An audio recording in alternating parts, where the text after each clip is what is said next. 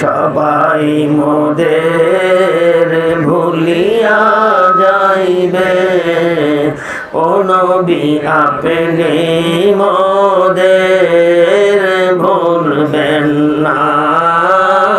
আল্লাহুম্মা জোরে জোরে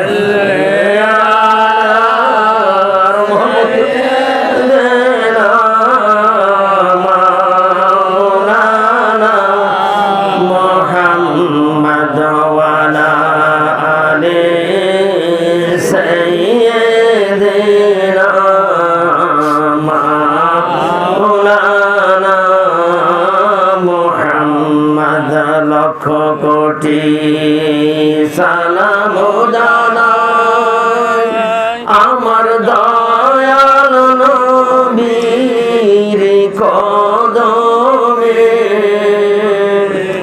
যার উসিলায় নাজাত পাইব রোজ হাসরের ময়দানে। আল্লাহুম্মা সাল্লি আলা সাইয়্যিদিনা মুহাম্মাদ ওয়া আলা আলি সাইয়্যিদিনা মাওলানা মুহাম্মদ। গহন বেধি আধার কালো নামলনে মে সেই বাণী, উঠো জাগো আল্লাহর খরিদ, করো তুমি কুরবানি। আল্লাহুম্মা সাল্লি আলা সাইয়্যিদিনা মাওলানা মুহাম্মদ ওয়া আলা আলি সাইয়্যিদিনা মাওলানা মুহাম্মদ। একটু জোরে বলি আলহামদুলিল্লাহ। একটু জোরে বলেন দেখি সুবহানাল্লাহ। একটু জোরে সরে বলি আল্লাহু আকবার। খানকাহ আহমদিয়া খালপাড়া সহিহারি দিনাজপুর কর্তৃক পরিচালিত মাসিক মাহফিলের 24 তারিখ, আজকে ইংরেজি মাসের 4র্থ শনিবার। আজকে মাহফিলের সম্মানিত আমার সভাপতি সাহেব আছেন সাজু ভাই, সম্মানিত আমার আলাকসাদা ভাই, এতক্ষণ কথা বলছিলেন মৌলানা মোহাম্মদ জানুল আবেদিন গোবরাপাড়া মসজিদের খতিব ইমাম, সম্মানিত দূর দূরান্ত থেকে আমার এখানে কৃষি অফিসাররা আছেন, এগ্রিকালচার মানে কৃষি ব্যাংকের কর্মকর্তারা আছেন, অতঃপর সম্মানিত ভাইয়েরা, আমার বোনরা, আমার মারা, লাইফে যারা আছেন সবাই গুনাহগার অধমের সালাম নেবেন। একটু জোরে সালামের জবাব দেবেন, আসসালামু আলাইকুম ওয়া রাহমাতুল্লাহ। দেখ আপনারা ভালো আছেন তো আলহামদুলিল্লাহ। খুব গুরুত্বপূর্ণ মাস জিলহজ মাসের 2টা জিনিস আছে ভাই, একটা হলো কুরবানি, একটা হজ। খুব গুরুত্বপূর্ণ মাস। আমার মনে হয় রমজানের পরে সবচেয়ে দামি মাস হলো জিলহজ মাস, যে মাসে কুরবানিও আছে হজও আছে। একটু জোরে সুবহানাল্লাহ বলবেন না? এরকম একটা মাসের আগে আপনার আমার একটু প্রস্তুতি আছে না? না নাই, খালি ঢাকা যাওয়ার প্রস্তুতি নিচ্ছে। আসার সময় তো অ্যাক্সিডেন্ট করে মারাই গেল। প্রস্তুতি নিয়ে কোনো লাভ নাই। বরং আল্লাহ বলেছে ওয়াল তানজুরু নাফসাম মা কদ্দামাত লিগাদুম ওয়াত্তাকুল্লাহ, তোমরা আগামী দিনের কথা চিন্তা করো। জোরে বলেন সুবহানাল্লাহ। আর আগামী দিন বলতে ওয়াল ইয়াউমিল আখির, অনন্তকালের আখিরাতের জীবন যেটা শুরু আছে। এখন গা ঘামতেছে না, এখন খাইলেন গা ঘামছে, গুনাহগুলা ঘামের সাথে মাপ হয়ে গেছে। মানুষ ইরি বাড়িতে ঘাম কাটতেছে, এখন ধান পানি এখন অনেক গরম। আল্লাহকে বোধহয় গাইলাইটাই শেষ করে দিচ্ছে আল্লাহ, তাই না? ধৈর্য নাই তো। যে আল্লাহ কোরআনে বলেছে আমি ইমানের পরীক্ষা নিচ্ছি, কথা বলেন ঠিক কিনা? যে আল্লাহ ধান পানি দিছে সে আল্লাহ তো আবার ধান দিবে। একটু জোরে বলেন সুবহানাল্লাহ। এত পানি হয়েছে, ধান কাটার খুব কষ্ট হয়েছে। লোক আমার গ্রামের লোকগুলো আসেনি, আমি বুঝছি তো যে আজকে আসবেন, আমি আইডিয়াও করছি, সত্যি তাই হয়েছে। কারণ কি, ওই যে ধান কাটাকাটি একটা ভেজাল, বুঝেন নাই? কঠিন কষ্ট তো, ইরিবাড়ির কাজটা কঠিন কষ্ট। আমি কিছুদিন আগে গত পরশুদিন বীরগঞ্জ গেছিলাম, তো ওখানে যাই দেখলাম মারা যেভাবে কাজ করতেছে, তোকে খুব মানে কষ্টই লাগলো যে আল্লাহ এত আরামে রাখছে, তাও আমরা আরামটা বুঝলাম না। ফ্যানের নিচে আরামের নিচে বসে আছি, তাও যদি আপনার কষ্ট মনে হয় তাহলে আপনার একটু গ্রামে যায় বেড়া আসা দরকার। কথা বলেন ঠিক কিনা? ওরা কোনো কত কষ্ট করতেছে, রেস্টবিহীনভাবে কাজ চলতেছে, গোটা শরীর ঘামে গোসল হয়ে গেছে। আবার শুনতেছি বলে দাম নেই। কি নাম? ধানের বলে দাম, লোক নাই। ভুট্টারও দাম নেই, ভুট্টারও বলে দাম। কি অবস্থা! আল্লাহ হেফাজত করুক, আল্লাহ যে জান্নাতের বাগানে কবুল করেছে বলেন সুবহানাল্লাহ। যারা অনেক কষ্ট করে আসছেন, আমার মা নবী বলেছে বান্দা যত কষ্ট করে আমল করবে সওয়াব তত বেশি হবে। আমি জানি তো এখানে আসলে রোস্ট থাকবে না, কি থাকবে না, খাসির ভুনা থাকবে না, কষ্ট হবে। কথা বলেন ঠিক কিনা? এই জন্য মানুষ এখন ভালো যেখানে সেখানে যেতে চায়। এখানে ইমানের পরীক্ষা নিচ্ছে আল্লাহ। আমরা 4টা ডাল ভাত খাওয়াইলাম যাতে দুপুরবেলা খাওয়ার কষ্ট না হয়। আসলে ব্যাপারটা হলো ক্ষুধা নিবারণের জন্য। একটু জোরে বলেন সুবহানাল্লাহ, যাতে কষ্ট না হয়। এখন আপনাদের যদি বলি যে খাই আসবেন, তাহলে তো মাহফিলই হবে না। আপনি আস্তে আস্তে তো মাহফিল শেষ।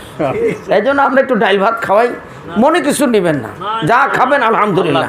একটু জোরে বলেন সুবহানাল্লাহ। আমি বাস্তব কথা বলছি ভাই, আমি এক গরিব বাসার দাওয়াত খাইছি।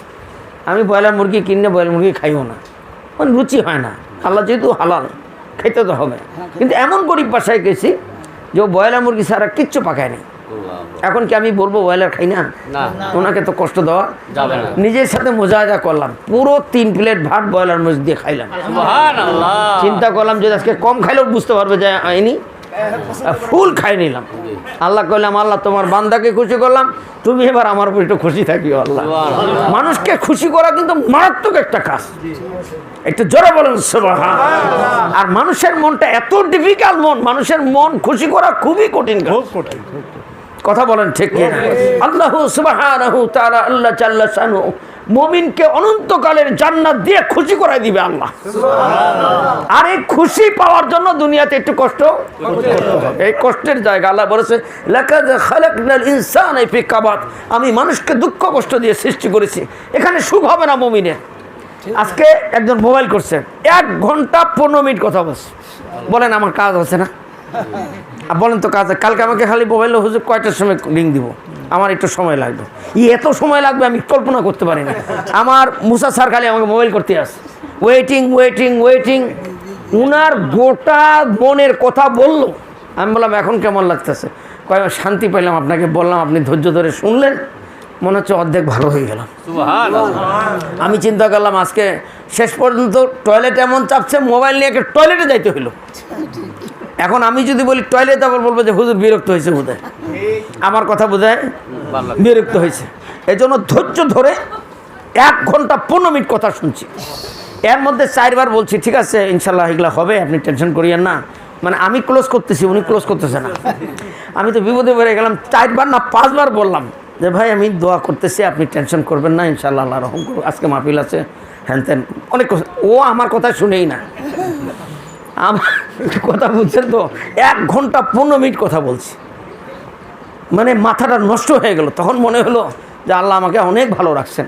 উনার কত দুঃখ, সংসার, স্বামী, সন্তান, অনেক দুঃখের কাহিনীর কথা বললাম। ভাই একটা আমেরিকায় থাকে, পাইলট আর কি, বিমানের পাইলট। মানে চুনাপুটি না, কিন্তু যার সাথে কথা বলছে চুনাপুটি না। তখন চিন্তা করলাম যে যার যত বেশি সমস্যা তার তত বেশি। আসল কথা, মেইন কথা হলো এটা। এই জন্য তো নবী বলেছেন গরিব মানুষ 500 বছর আগে জান্নাতে যাবে, মালও কম হিসাবও কম। জোরে বলেন সুবহানাল্লাহ। এই জন্য পেরেশান হবেন না ভাই। আজকে মাহফিল আসছেন, এই মাহফিলটা হাসরের ময়দানে নাজাতের উসিলা হতে পারে ইনশাআল্লাহ। আল্লাহ যে কোনটা পছন্দ করবে এটা কিন্তু গ্যারান্টি নাই। শয়তান কিন্তু বলছে যে ওখানে রাস্তার মধ্যে কিন্তু কাদা আছে, ড্রেন আছে, যাবি তুই যাবি। আর ওইটা সমাধানও হচ্ছে না। সমাধান মানে আমি একা সমাধান করলে হবে না, এটা আমাদের খানকা, আমাদের মসজিদের এই সমাধান হবে না। যারা প্রতিদিন সকাল বিকাল যায় ওদের সমাধান হয় না। তা আমার কি ভাই, বছরে মাসে একবার আমার ভাইগুলো আসবে মাহফিলের জন্য, আসবে একবার। যারা এখানে থাকে আর দিনে 3 বার কথা বলেন না কেন? ওদের সমস্যা বেশি না, আমাদের সমস্যা বেশি। আমরা এখন চলে যাবো ভাই, হাত দিয়ে বলবো স্যার। তেমন এটা রাস্তার কাজ আমি তো একা সমাধান করতে, আমার ভাঙ্গা খানকা মসজিদ ঠিক করতে পারি না, রাস্তা কখন ঠিক করবো? কথা বুঝেন না আমার ভাইয়েরা? এই জন্য কষ্ট করে আসছেন, কষ্ট স্বীকার করেই দুনিয়াতে বাঁচতে হবে। আল্লাহ যেন কবুল করে, একটু জোর বলে আলহামদুলিল্লাহ। অতঃপর আমার দয়ার নবী, মায়ের নবী, রাহমাতাল লিল আলামিন, যারা নবী চিনে, নবী মানে, নবীজি এমন একটা নবীর উম্মত, আপনি যদি আপনি আইডিয়া করতে পারেন তাহলে নবী চিনা আপনার জন্য সহজ হয়ে যাবে। যে নবীরা জলিল কদর, মুসা কালিমুল্লাহ, ঈসা রুহুল্লাহ, ইব্রাহিম খলিলুল্লাহ, সমস্ত নবীরা বলছে আল্লাহ আমাদেরকে নবী বানায় না, আখেরি নবীর, ওদের দোয়া কবুল হয় নাই। হ্যাঁ, মাথাটা নষ্ট হয়ে যাবে যে আপনি কোন নবীর উম্মত। এটা যদি আপনি বুঝতে না পারেন তাহলে তো আপনি নবী মানবেন কেমনে ভাই? এই কথা বলেন ঠিক কিনা? এজন্য আল্লাহ পাক নবীজির শানে আল্লাহ বলেছে ইন্নাকা লা আলা খুলুকিল আযীম, সর্বোচ্চ সুমহান আদর্শ দিয়ে আমার নবীকে আল্লাহ দুনিয়ায় প্রেরণ করেছেন। এজন্য নবীর শ্রেষ্ঠ ছানা কিয়ামত পর্যন্ত চলবে। জোরে বলেন সুবহানাল্লাহ। নিজের নামের সাথে আল্লাহ পাক নবীজির নাম রাখছেন, নবীজিকে হাবিবুল্লাহ বলেছেন, ইব্রাহিম খলিলুল্লাহ, আর আমার দয়ার নবী হলো হাবিবুল্লাহ। হাবিবুল্লাহ, হাবিবুল্লাহর মর্তবা আরো বেশি।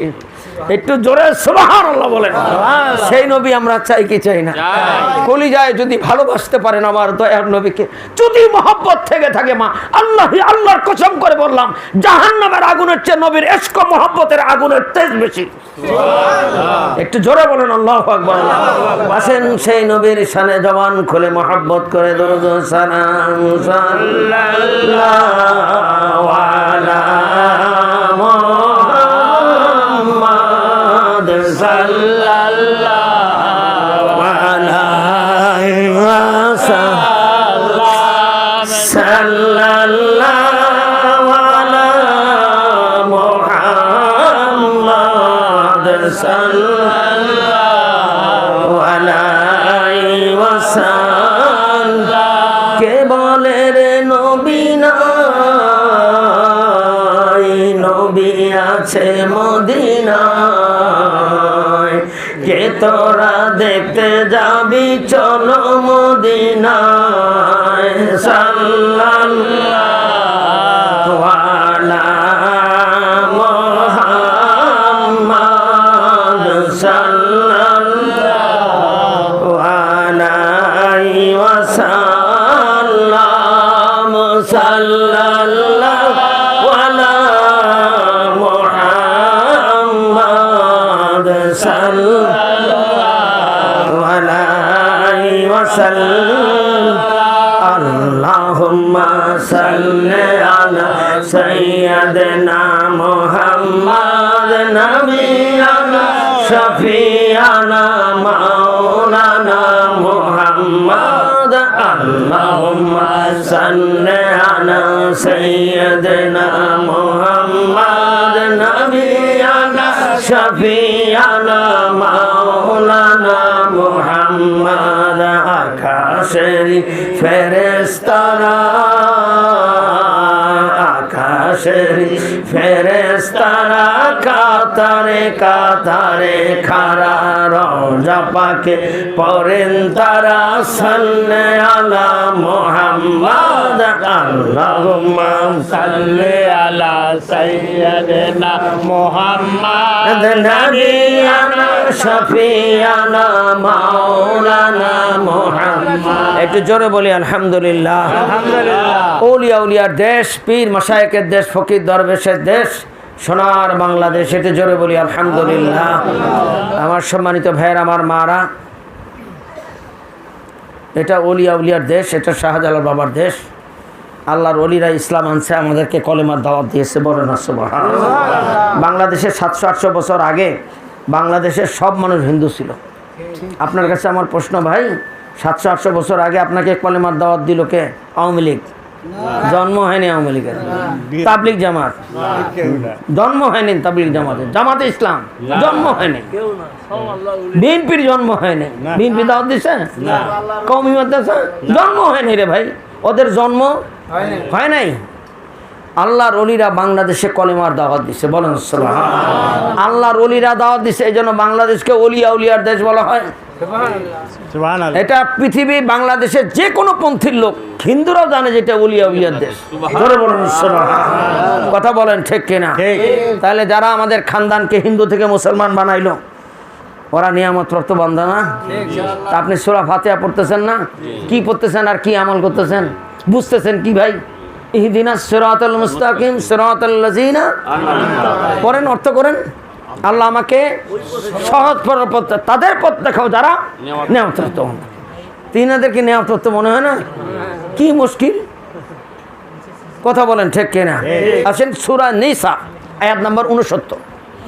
আমার আল্লাহ বলে, ওমা ইউতিউল্লাহ রাসূলা ফাউলাইকা মাল্লাযিনা আনামাল্লাহু মিনান নাবিয়িনা সিদ্দিকিনা ওয়া শুহাদাইনা ওয়া সালিহিনা ওয়া হাসুনা উলাইকা রাফিকা।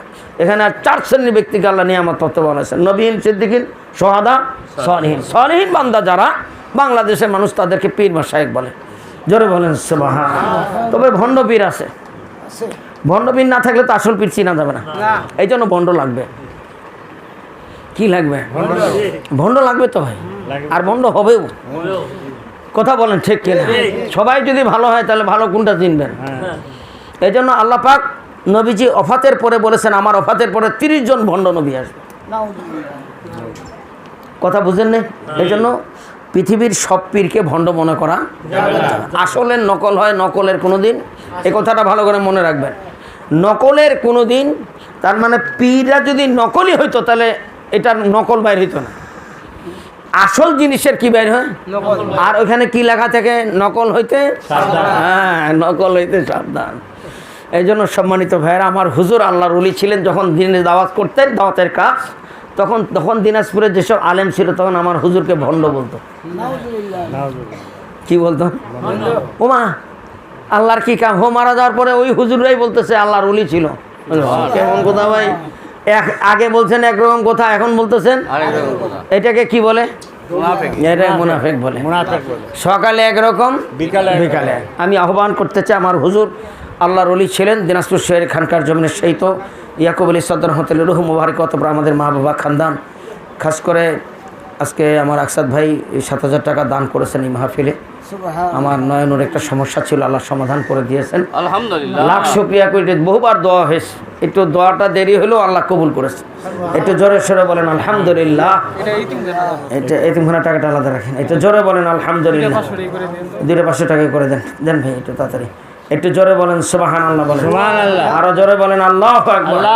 আল্লাহ যেন হেফাজত করে, একটু জোরে বলেন আমিন। আরো জোরে সরে বলেন আমিন। আমাদের কুরবানি যেন আল্লাহ কবুল করেন। আমার মা যারা মক্কা মদিনায় হজে গেছেন, যাদেরকে হজের বিদায় দিছে, আল্লাহ তাদের হজকে যেন হজে মবরুর হিসাবে কবুল করে, জোরে বলেন আমিন। সুবহানাল্লাহ ওয়ালহামদুলিল্লাহ, আল্লাহু আকবার, লা ইলাহা ইল্লাল্লাহ, জোরে সুবহানাল্লাহ ওয়ালহামদুলিল্লাহ, আল্লাহু আকবার, লা ইলাহা ইল্লাল্লাহ, জোরে লা ইলাহা ইল্লাল্লাহ, বলো লা ইলাহা ইল্লাল্লাহ। আল্লাহ সারা মাবুদ নাই, আর নবী সারা উপায় নাই, জোরে আল্লাহ সারা মাবুদ নাই, আর নবী সারা উপায় নাই, আর সেই নবীরে পাইতে হইলে কামেল পীরের দরকার হয়, আর সেই নবীরে পাইতে হইলে আল্লাহর ওলির দরকার হয়, জোরে লা ইলাহা ইল্লাল্লাহ, কলেমা লা ইলাহা ইল্লাল্লাহু মুহাম্মাদুর রাসূলুল্লাহ, জোরে বলি সাল্লাল্লাহু আলাইহি। সূরা কাউসার বলেন তো, কি বললাম? মাত্র 3টা আয়াত। কি আয়াত বলেন? তিনটা বলেন সবাই, আউযু বিল্লাহি মিনাশ শাইতানির রাজিম, বিসমিল্লাহির রাহমানির রাহিম, ইন্না আ'তাইনাকাল কাউসার ফাসাল্লি লিরাব্বিকা ওয়ানহার, ইন্না শানিয়াকা হুয়াল আবতার। জোরে বলেন আল্লাহু আকবার। আল্লাহ বলেছেন নিশ্চয়ই দোস্ত আমার, হাবিব আমার, আপনাকে আমি কাউসার দান করেছি। কাউসার হলো দুনিয়ার সবচেয়ে দামি পানি, হলো আবে জমজমের পানি। আর কাউসার হাসরের ময়দানে আমার নবী নিজ হাতে গুনাহগার উম্মতকে পানি পিলাবে, বলেন সুবহানাল্লাহ। আর এই পানিটা এমন পানি, একবার পানি খাইলে আর জীবনে কোনোদিন তৃষ্ণা লাগবে না। এখন তো গরমকাল একটু পরপর পানি পিপাসা লাগতেছে, এক কথা বলেন ঠিক কি? কিন্তু ওইটা এমন পানি আর কোনো পিপাসা লাগবে না। তারপরে কি বলেছেন? ফাসাল্লি লিরাব্বিকা ওয়ানহার। অতঃপর আপনি নামাজ আদায় করেন এবং কুরবানি দেন। তার মানে আগে নামাজ, তারপরে কুরবানি। নামাজ পড়ে না, কুরবানি দিবে। 2 লাখ টাকার কুরবানি, 3 দিন ধরে বাঁধে রাখছে বাড়ির সামনে, গলার মালা দিয়ে পরায় নিয়ে আসছে, নামাজ পড়ে না। অথচ নামাজ ফরজ, কুরবানি ওয়াজিব। নবী কি বলেছেন দেখেন, কথাটা একটু ভালো করে বুঝবেন। যেহেতু কুরবানির চাঁদ, আপনারা কুরবানি করবেন, অনেকের নিয়ত আছে, নিয়ত যদি সহি হয় ইনশাআল্লাহ কুরবানি কবুল হয়ে যাবে, বলেন সুবহানাল্লাহ। কুরবানি কিন্তু আগেও ছিল। ইব্রাহিম আদম আলাইহিস সালামের সন্তান হাবিল কাবিল কুরবানি করছেন। এরকম শস্য দানা মাঠে দিত, আসমান থেকে আগুনের দলা দিয়ে যেটা পুড়ে দিত সেটা কবুল হতো, আর যেটা কবুল হতো না সেটা জমিনে পড়েই থাকতো। তাহলে কুরবানি সবার কবুল হবে না। ওই 2 ভাইয়ের হয় নাই, নবীর 2 সন্তানের হয় নাই, তখন তো আর এত ভেজাল ছিল না। আর তখন তো শেষ জামানা না, এটা এখন শেষ জামানা। এখনকার যা কুরবানি, খালি গোশ খাওয়া, খালি গোশ। কথা বলেন ঠিক কিনা? কুরবানি কবুল হবে না তো না। এই জন্য তো আজকে কোরবানি আলোচনাটা ভালো করে শুনে যাবেন আমার মা। মাদের মধ্যে সমস্যাটা আরো বেশি। কুরবানি যে কেন করতেছে বুঝতে পারছেন না?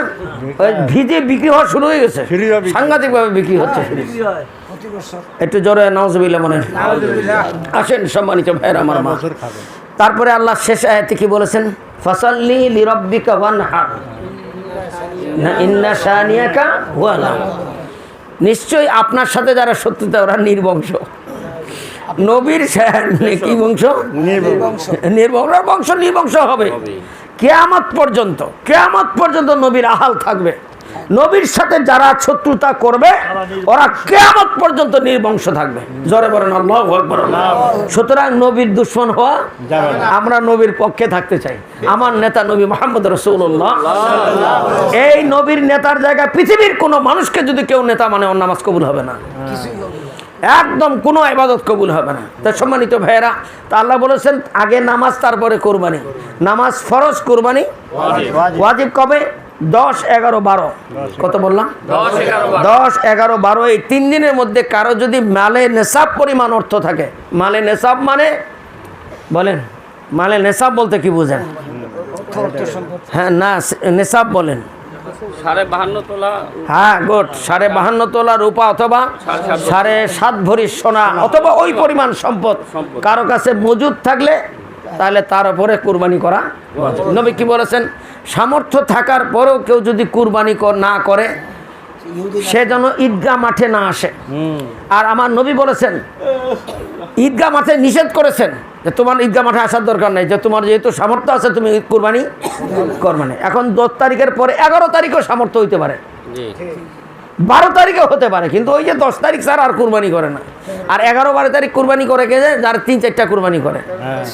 আমি কি কথা বানায় বললাম? কেন 11, 12 তারিখে আপনার সামর্থ্য হতে পারে না? গতবার আমি কুরবানি করি না, ঋণগ্রস্ত ছিলাম, তাও আমি 11, 12 তারিখ ভাবতেছিলাম যদি টাকা হয়ে যায় কুরবানি করব। টাকা হয়নি। পরের হাতের ধন বলেন, পরের হাতের ধন পাইতে অনেকক্ষণ, এত সোজা না। কথা বলেন ঠিক কিনা? আসেন সম্মানিত ভাইয়ের আমার মারা, তাহলে বোঝা গেল যারা নামাজ পড়ে না এদের কুরবানি কতটুকু কবুল হবে। আমি বলবো না যে হবে না, আল্লাহ ভালো জানে। তবে ফরজ যারা করে না, আদায় করে না, আল্লাহ বলো কুরবানি আগে নামাজ পড়বা তারপর কুরবানি করবা। তো এরা নামাজ পড়ে না, আমি বললাম কুরবানি কেন করলেন? ছেলেমেয়েরা আছে না, আর আমাদের সমাজে একটা মান সম্মান আছে না। আমি মুসলমান, হ্যাঁ জি জি, জামাই বেটি আছে না, হ্যাঁ একটা ঠিক কথা কইছেন। জামার বেটি আছে না, এটা কুরবানি করবে না, তাহলে হায় বাপ কুরবানি মানে আপনি কেন কুরবানি করতেছেন? সর্বনাশ, কথা বলেন ঠিক কিনা? এজন্য কোরআনের পরে যেটা সবচেয়ে বড় কিতাব হলো সহিহ বুখারী, আর সহিহ বুখারীর প্রথম হাদিস হলো ইন্নামা আমালু বিন্নিয়াত, কর্মফল নির্ভর করে নিয়ত। বেলাল ভাই আপনি ভাত খাইছেন? দেখেন তো ভাত আছে, বাবা ভাত আছে, দেখেন তো মমিনুল ইসলাম ভাই, দেখেন তো ভাত আছে নাকি? নাই, শেষ। দেখেন ওই যে আমার আবু আসলে, এখন আবু খাইনি মনে নাকি আল্লাহ জানে। একটু জোরে বলেন সুবহানাল্লাহ বলেন, আরো জোরে বলেন আল্লাহু আকবার। হ্যাঁ কি বলতেছিলাম জানি? হ্যাঁ, কর্মফল নির্ভর করে নিয়তের উপরে। যাদের নিয়ত সই হবে না এদের কুরবানি হবে না ভাই, গোস্ত খাওয়া হবে। এজন্য এক হিন্দু ভাই বললো, হুজুর খামাখা পশুগুলা কুরবানি করে দিলেন, এতগুলা পশু কুরবানি করে দিলেন, খামাখা এলে গোস্ত খাওয়া কুরবানি এলে একটাও হয়নি। হ্যাঁ হিন্দু ভাই আমার বুঝতে পারতেছে। তা আমি বললাম ভাই দু একজনের হয়েছে ভাই, একেবারে সবার হয়নি এমন। তখন আমার কাছে কি হইলে আপনারটাই হবে, আমি বললাম ভাই আমার নিজের সন্দেহ ভাই, কুরবানি নবী কি বলেছেন, কেউ যদি আল্লাহরই জন্য কুরবানি করে মা, ঈদুল আজহার নামাজের পরে সবচেয়ে দামি কাজ, কোনো দিকে যাবেন না, জিয়ারতও যাবেন না, আসে আগে প্রথমেই হ্যাঁ কোরবানি গলায় ছুরি লাগার। এই জন্য আমি যেখানে নামাজ পড়ি, নামাজের পরে আমাকে কেউ নিয়ে যায় না, জানে যে আমি কুরবানির সময় কারো বাড়ি যাই না।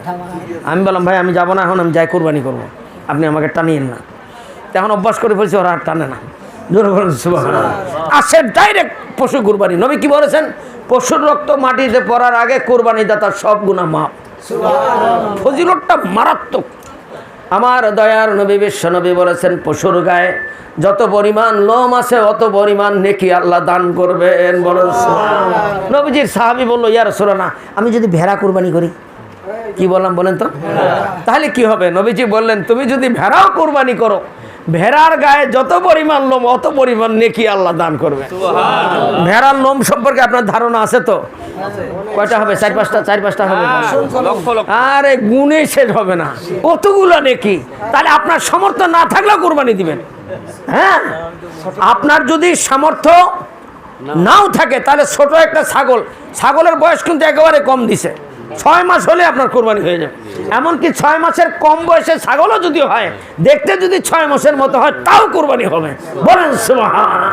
তাহলে আপনার বাড়িতে এরকম ছাগল থাকলে কোরবানি করে, হ্যাঁ 1 বছর তো ছাগলের জন্য, গরু 2 বছর, ছাগলের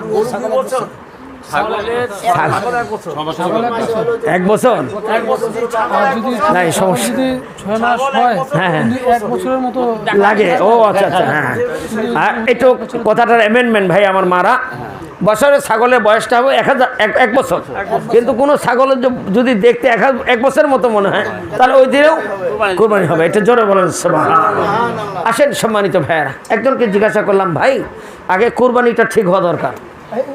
জিজ্ঞাসা করলাম, ভাই আপনি কি কোরবানি দিলেন? কয় হুজুর ওই আমার বউ তো গরু খায় না, এই জন্য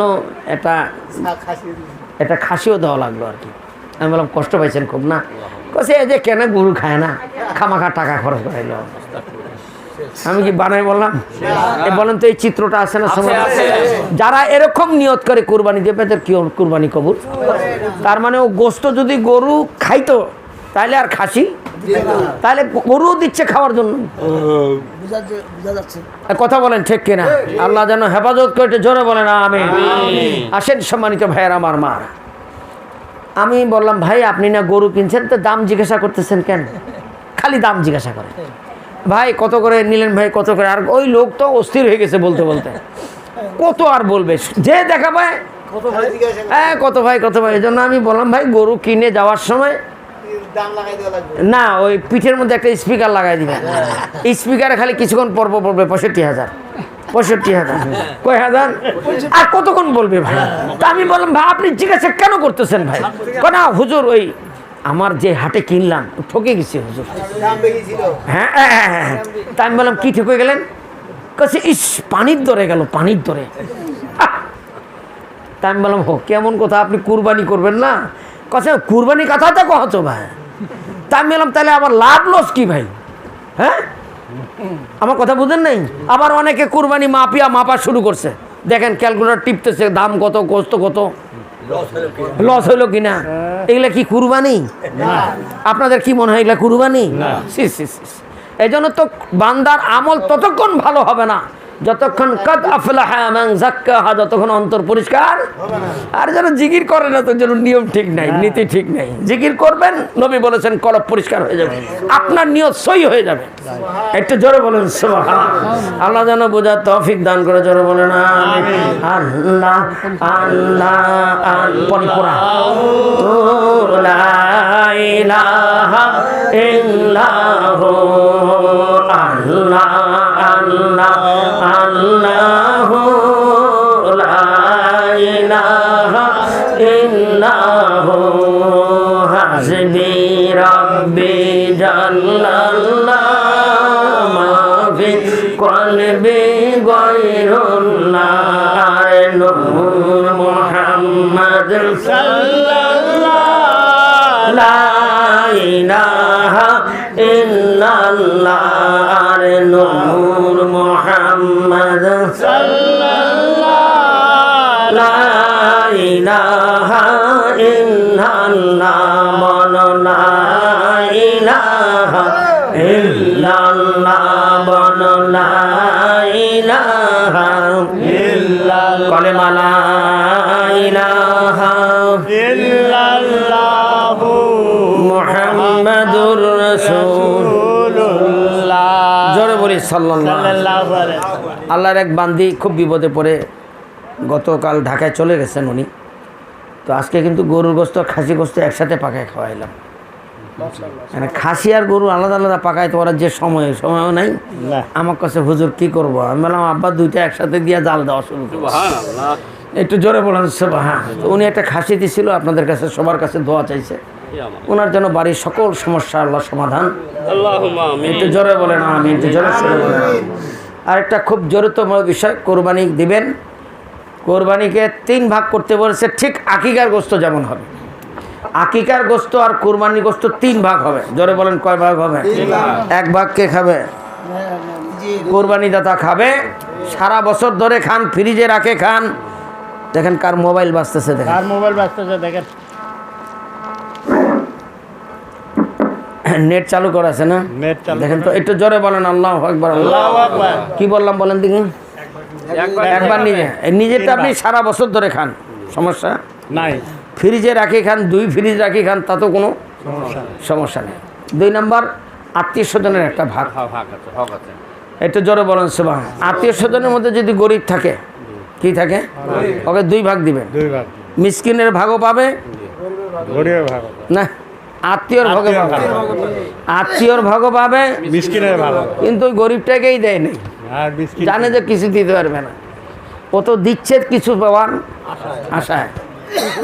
আমি কি বানায় বললাম নাকি? না। কিছু বলেন। আবার বউ বলতেছে তাড়াতাড়ি কলিজাটা পাঠাই দাও, কলিজাটা, মগজ আর কলিজা তাড়াতাড়ি পাঠাই দাও। আমি তো এগুলো ভাগ হবে না, কি হবে না? আমি বলো কি ব্যাপার, আপনি কোরবানি করতেছেন না? কোথায়? হ্যাঁ কোরবানি তো করতেছি। তাহলে মগজ আর কলিজার কি হইলো? কয়েছে ওগুলা গরিব মানুষ কি খাবে, ওরা তো গোস্তই পায় না। বুঝেননি আমার কথা? না ভাই, এটা করবেন না। আপনি যদি মগজটা যদি ভাগ করেন 3 ভাগ, মগজের কিছুই থাকবে না। তাহলে আপনি মগজ খান, মগজের বিনিময়ে 3 ডবল গোস্ত দিয়ে দিবেন। একটু জোরে বলেন সুবহান। ওইটুক যদি 3 ভাগ করেন, কেউ খাইতে তাহলে কি করবেন? হ্যাঁ, পা যদি কাটেন, পা কাটি দেন, মাথা কাটি দেন, 3 ভাগ করবেন একদম সুন্দর। এখন বিশাল এক গরু জব করছে, বুঝছেন? বিশাল এক কি জব করছে? গরু জব করছে। পাশে একটা গরিব মানুষ, তো গরিব মানুষ ভাবতেছে এত বড় গরু জবর করলো, আমরা প্রতিবেশী গরিব মানুষ, আমরাও তো পাবো। মেয়েটা, ছোট মেয়েটা বলতেছে আব্বা গোস্ত। তো বউ স্বামীটা বললো যে এক কাজ করো, পেঁয়াজ রসুন কাটো, ইনশাল্লাহ আমাদেরকে তো কিছু দিবে, আর ওইটাই পাকায় বাচ্চাটাকে খাওয়াবো। এরা পেঁয়াজ রসুন কাটে রেডি, দেয় না দেয় না দেয় না, দেয় না, কি একটু দেয় নেই? আরে দেয় নাই। যখন বাচ্চাটা কাঁদতেছে, বাচ্চাটাকে 2 পিস দিত, অন্তপক্ষে বাচ্চাটা খাইলেও তো মনে শান্তি হইতো, দেয় নেই। শেষে সন্ধ্যার আগে আগে, আসরের পরপর এমন ঝড় শুরু হয়েছে, ঝড়ে 3টা কারেন্টের খুঁটি পড়ে গেছে। কয়টা রিবন? 3টা। পুড়ে যায় 3 দিন কারেন্ট নাই, ফ্রিজ বন্ধ। হ্যাঁ, শেষ। আপনি বুঝা পারছেন না? গোস্ত শেষে 3য় দিনে তামান গোস্ত পচে গেছে। আল্লাহ মাফ করে দাও। পচে গেলে গরুর গোস্ত কিন্তু যদি পচে যায় আরে বাবা। আশপাশে থাকতে পারবে না। আচ্ছা, গন্ধ ফেলাইছে। এখন বাচ্চাটা যাচ্ছে আর বাবার হাত ধরে, ওই আব্বা ইস এতগুলা গোস্ত ফেলে দিছে, আমাদেরকে একটু দিল না। আহ। এত কষ্ট পাইছে। বাচ্চাটা যখন ওরকম বলছে, ওর বাবার তখন চোখে পানি এসে গেছে। কয় বা আমি তো একটা গুনাহগার পাপী, নিষ্পাপ বাচ্চাটার দুঃখে আল্লাহ মনে হয় সহ্য করে নাই। কি করে নাই? সহ্য করে। সারা বছর গরুর গোস্ত 700-750 টাকা কেজি, সারা বছর খাইতে পারে না। বলেন তো ওই গরিব বাসাটায় ওরা পেঁয়াজ রসুন কেটে গোস্তর জন্য রেডি হয়েছে, এটা কি ওদের ভুল হয়েছে? না, একদম 100-100 ঠিক হয়েছে। কিন্তু ওরা 100-100 ভাগ বন্টন। আল্লাহ এমন কাম করে দিছে, নে গোস্ত খা। হ্যাঁ। কথা বলেন ঠিক কিনা? ঠিক। এরকম করব না আমরা, এরকম আপনি খান ভাই, সুন্দর করে খান, আপনার গোস্তটা আপনি সুন্দর করে খান, আমার কোনো আপত্তি নেই। কিন্তু আমার কোনো প্রতিবেশী যেন কষ্ট না পায়। নবী কি বলেছেন যে তোমরা যখন রান্না করবা তখন একটু গোস্তের মধ্যে একটু ঝোল দিয়ে দিবা, গোস্ত না দিতে পারলে একটা ঝোল পাঠাই দিবা। তাও প্রতিবেশী যদি হুজুর একটা ঘটনা বলি। আমার প্রতিবেশী ওই সুইচ দিতেই ভুলে গেছে, 7 দিন গোস্ত রাখছে, সব শেষ, ডিপ ফ্রিজ, কুরবানি গোস্ত। এই দেখেন, আল্লাহ ভুলে দিছে। 10 কেজি গোস্ত শেষ। আল্লাহ মাফ করুক, এটা জোরে বলেন আমিন। এই জন্য আপনাদের কাছে এই কথা বলছি কেন, জানার জন্য একটু এই মগজের কথা বললেন 3 ভাগ। আমরা 3 ভাগ না করে একটা গরিব মানুষকে একটা গোটা হ্যাঁ গভীর ভালো, দিয়ে দেন, আরো ওয়েল এন্ড গুড, দিয়ে দেন। একটু জোরে বলেন। কোনোদিন কোনো বছরে নেই না না, ওরা খুব ভালো হয়েছে, একটু জোরে বলেন সুবহানাল্লাহ বলেন। আরো ওয়েল গুড, এটা ভালো লাগলো, আরো সুন্দর। ধরেন আপনি তো, আমরা সারা বছর মগজ খাই, কলিজাও খাই, দিলাম গরিবদেরকে খাও, ওরা হ্যাঁ, মনটা শান্তি, ওরা খাইলেও তো আমার মনটা শান্তি হওয়ার কথা। আলহামদুলিল্লাহ। একটু জোরে বলেন সুবহানাল্লাহ। এজন্য কোরবানি করবেন শুধু আল্লাহর জন্য। ঈদের নামাজে একটা ওয়াজ করছিলাম, ওয়াজটা আমার মনে নেই, তো শেষে আমাকে বললো হুজুর একটু ব্যতিক্রম ওয়াজ হয়ে গেল। আমি বললাম যে আমি তো বলি নাই, আল্লাহ বলাই দিছেন। সুবহানাল্লাহ। তো মানুষের ভিতরে যে একটা পশু আছে, ওইটা কোরবানি হবে। জি হ্যাঁ, মনে রাখবেন, মানুষের ভিতরে একটা রূপ আছে, যে রূপটা পশুর মতো। আল্লাহ বলেছে সুম্মা রাদাদনাহু আসফালা সাফিলিন, ওরা পশুর চেয়ে নিকৃষ্ট। আল্লাহ কোরআনে বলেছে বাল হুম আদল। মানুষের কোরবানি হবে নফস। একটু জোরে, কোরবানি শব্দটা আসছে করব শব্দ থেকে, যার অর্থ হলো ত্যাগ করা। জোরে বলেন, কি করা বলেন? ত্যাগ করা। জানমাল আল্লাহ রাস্তায় ত্যাগ করা। আপনি যদি ফজরের নামাজ পড়তে চান তাহলে ঘুম ত্যাগ করা লাগবে। নাই, আল্লাহ রাস্তায় দান করতে গেলে টাকার মায়া করা যাবে না। ত্যাগ করতে হবে। আপনি যদি আল্লাহ রাস্তায় কুরবানি করতে চান তাহলে সময়, অর্থ, নিজের জান এবং মাল, তুমিনুনা বিল্লাহি ওয়া রাসূলিহি, জান আর মাল আল্লাহ রাস্তায় কুরবানি করতে হবে। এই কুরবানি হলো প্রতীক। মানুষ হাজিরা গিয়ে শয়তানকে পাথর মারে, ওইটা প্রতীক। মারতে হবে ভিতরে শয়তানকে। কুরবানি খাসি করা যাব না, তো গরুর গলা ছড়ি দিব না, আমার নফসের কুরবানি দিতে হবে। জোরে বলেন সুবহানাল্লাহ। এজন্য যখন কুরবানির জন্য নিজে হাতে দিবেন, শয়তান ওকে বলতেছে খবরদার দিস না, রক্ত তুই দেখতে পারিস না, হার্ট অ্যাটাক করে মারা যাবে। এই জন্য কুরবানি দাতা নিজে কুরবানিও দেখে নাই, গরুও দেখে না, ওইটার সাথে ওর কোনো সম্পর্কও নাই, খালি টাকাই দিছে। টাকায় কুরবানি নিজে হাতে কিনবেন, নিজে হাতে জব করবেন, আর ভাববেন আমার নফসটা যেন, জোরে বলেন, আল্লাহ রাস্তায় কুরবানি। ইব্রাহিম আলাইহিস সালাম যখন ইসমাইলকে কুরবানি করেই দিলেন, ফিঙ্কি দিয়ে রক্ত বলে, ইব্রাহিম আলাইহিস সালাম চোখ বাঁধা আছে, আল্লাহর দিকে আকাশের দিকে তাকিয়ে বলেন আলহামদুলিল্লাহ, আমার আল্লাহ কুরবানি কবুল করেছে। কিন্তু চোখ খোলার পর দেখে ইসমাইল দাঁড়িয়ে এজন্য আল্লাহ বলে লা ইয়ানাল্লাহু লুহুমুহু ওয়ালা দিমাউহু ওয়ালাকিন ইয়ানাল্লাহু তাকওয়া মিনকুম। আল্লাহ বলেছেন আল্লাহ পশুর রক্ত গোস্ত নিবে না তো। আল্লাহ গোস্ত রক্ত, আপনার গোস্ত রক্ত দিয়ে আল্লাহ কি করবে? আল্লাহ সুবহান।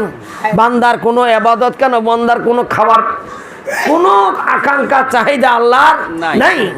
এজন্য আল্লাহর বান্দাকে আল্লাহ বলে, বান্দা তোমার পশুর রক্ত গোস্ত আমার চাই না, আমি চাই তোমার পরেশগারি। জোরে বলেন সুবহানাল্লাহ। এজন্য ইব্রাহিম আলাইহিস সালাম যখন ইসমাইলের গলায় ছুরি চালিয়ে দিয়েছে, যখন কুরবানি কবুল হয়ে গেল, তখন জিবরাইল আমিনকে দিয়ে আল্লাহ দুম্বা পাঠাই দিছে, দুম্বা। ইব্রাহিম ইসমাইল আলাইহিস সালামকে না জব করে কি কুরবানি হয়ে গেল? দুম্বা। এই জন্য দুম্বা কুরবানি করা সুন্নত। একটু জোরে বলেন সুবহানাল্লাহ। কুরবানি যখন হয়ে গেল, আল্লাহ বলে আমার রক্তর দরকার নেই।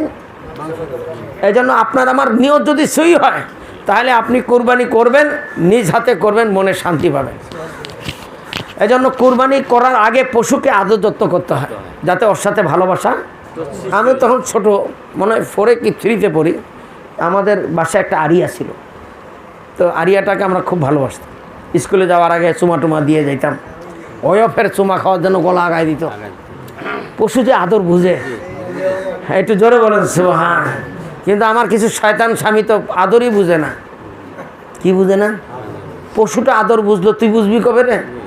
হ্যাঁ, এত সুন্দর ভালোবাসা তার সাথে।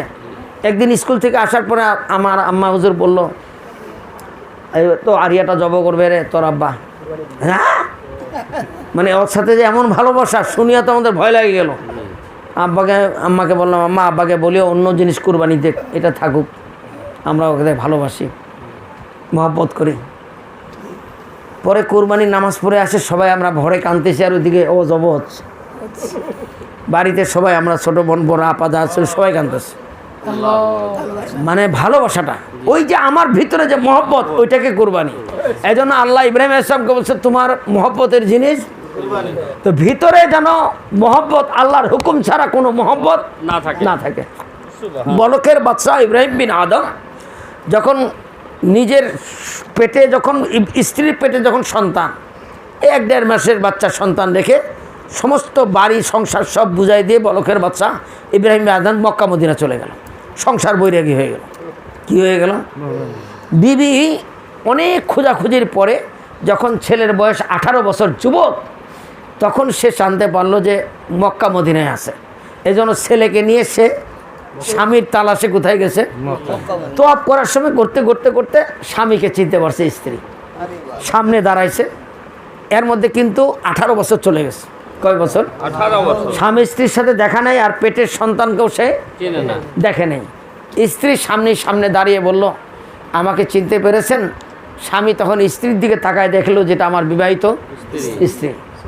এবার সাইড হয়েছে, টপ চলতেছে, তো সাইড হওয়ার পরে স্ত্রী বলল, যে আপনার পাশে দাঁড়িয়ে আছে যেটা, এটা আপনার সন্তান। সুবহানাল্লাহ। এবার বাবা বলখের বাদশা ইব্রাহিম বিন আদম কোনোদিন সন্তানকে দেখে নেই। সন্তানকে দেখার পরেই সন্তান আর বাবার একটা মহব্বত, একজন আরেকজনকে দিকে তাকিয়ে দুইজনের চোখে তখন পানি। এবার দুইজনকে যখন সিনায় টান নিছে, আল্লাহ তখন এলহাম করলো, হ্যাঁ ইব্রাহিম, তুমি সন্তান নিবা না আমাকে নিবা? তুমি কোনটা চাও? আমি আল্লাহর ভালোবাসা চাও না সন্তানকে চাও? বলখের বাদশা জবাব দিলেন, আল্লাহ আমি তোমাকে চাই, সন্তান তুমি আমাকে দিছিলা। সাথে সাথে এই কাঁধের উপরেই সন্তানের মৃত্যু হয়ে গেল। একটু শব্দ করে নাই, একটু পরীক্ষা নিচ্ছে আল্লাহ। ইব্রাহিম আলাইহিস সালামের পরীক্ষা নিচ্ছে সন্তানকে কোরবানি করে। আর আপনি আমি সামান্য একটা খাসি 3 ভাগ হইল না হে? কথা বুঝেননি আমার কথাটা? এখনো পর্যন্ত আমার নিয়তটা ছিল না। আল্লাহ যদি বলতো তোর সন্তানকে কুরবানি, আমাদের তো তাই করা লাগতো। আল্লাহ তো ইহসান করছে, দয়া করছে, মায়া করছে। আপনার খাসি গরু কুরবানির মাধ্যমে আমাদের কুরবানির হক। আবার আল্লাহ ইহসান করছে, তুই খা 1 ভাগ।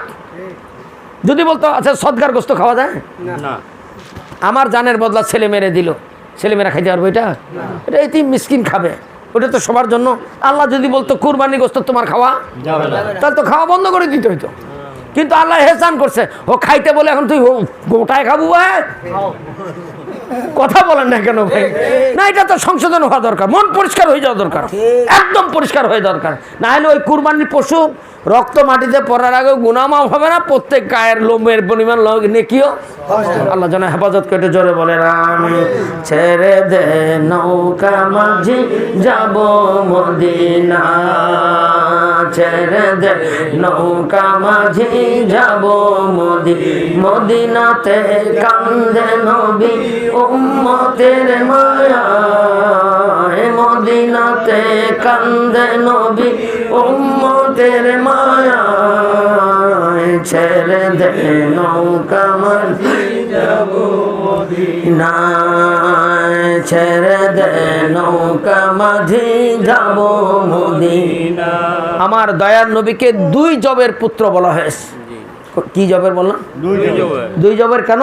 আল্লাহ পাক নবীজিকে 2 বার কোরবানির হাত থেকে বাঁচাইছেন। একবার যখন নবীজি আমার নবীর পিতা আব্দুল্লাহর পেছনিতে ছিল, আরেকবার যখন ইব্রাহিম আলাইহিস সালামের সন্তান ইসমাইলের পেছনিতে ছিল। ইব্রাহিম ইসমাইলের বংশ থেকে কিন্তু আমার নবী আসছেন, নবী মুহাম্মদ রাসূলুল্লাহ। আমার নবী যখন ইসমাইলের পেছনিতে, তখন আল্লাহ অর্ডার করেছে ইসমাইল যদি জব হয়ে যেত তাহলে আমার নবী দুনিয়াতে আর আসতো না। আবার ঠিক অনুরূপভাবে যখন আল্লাহ পাক খাজা আব্দুল্লাহকে কোরবানির হুকুম হয়েছে, কেন হয়েছিল জানেন?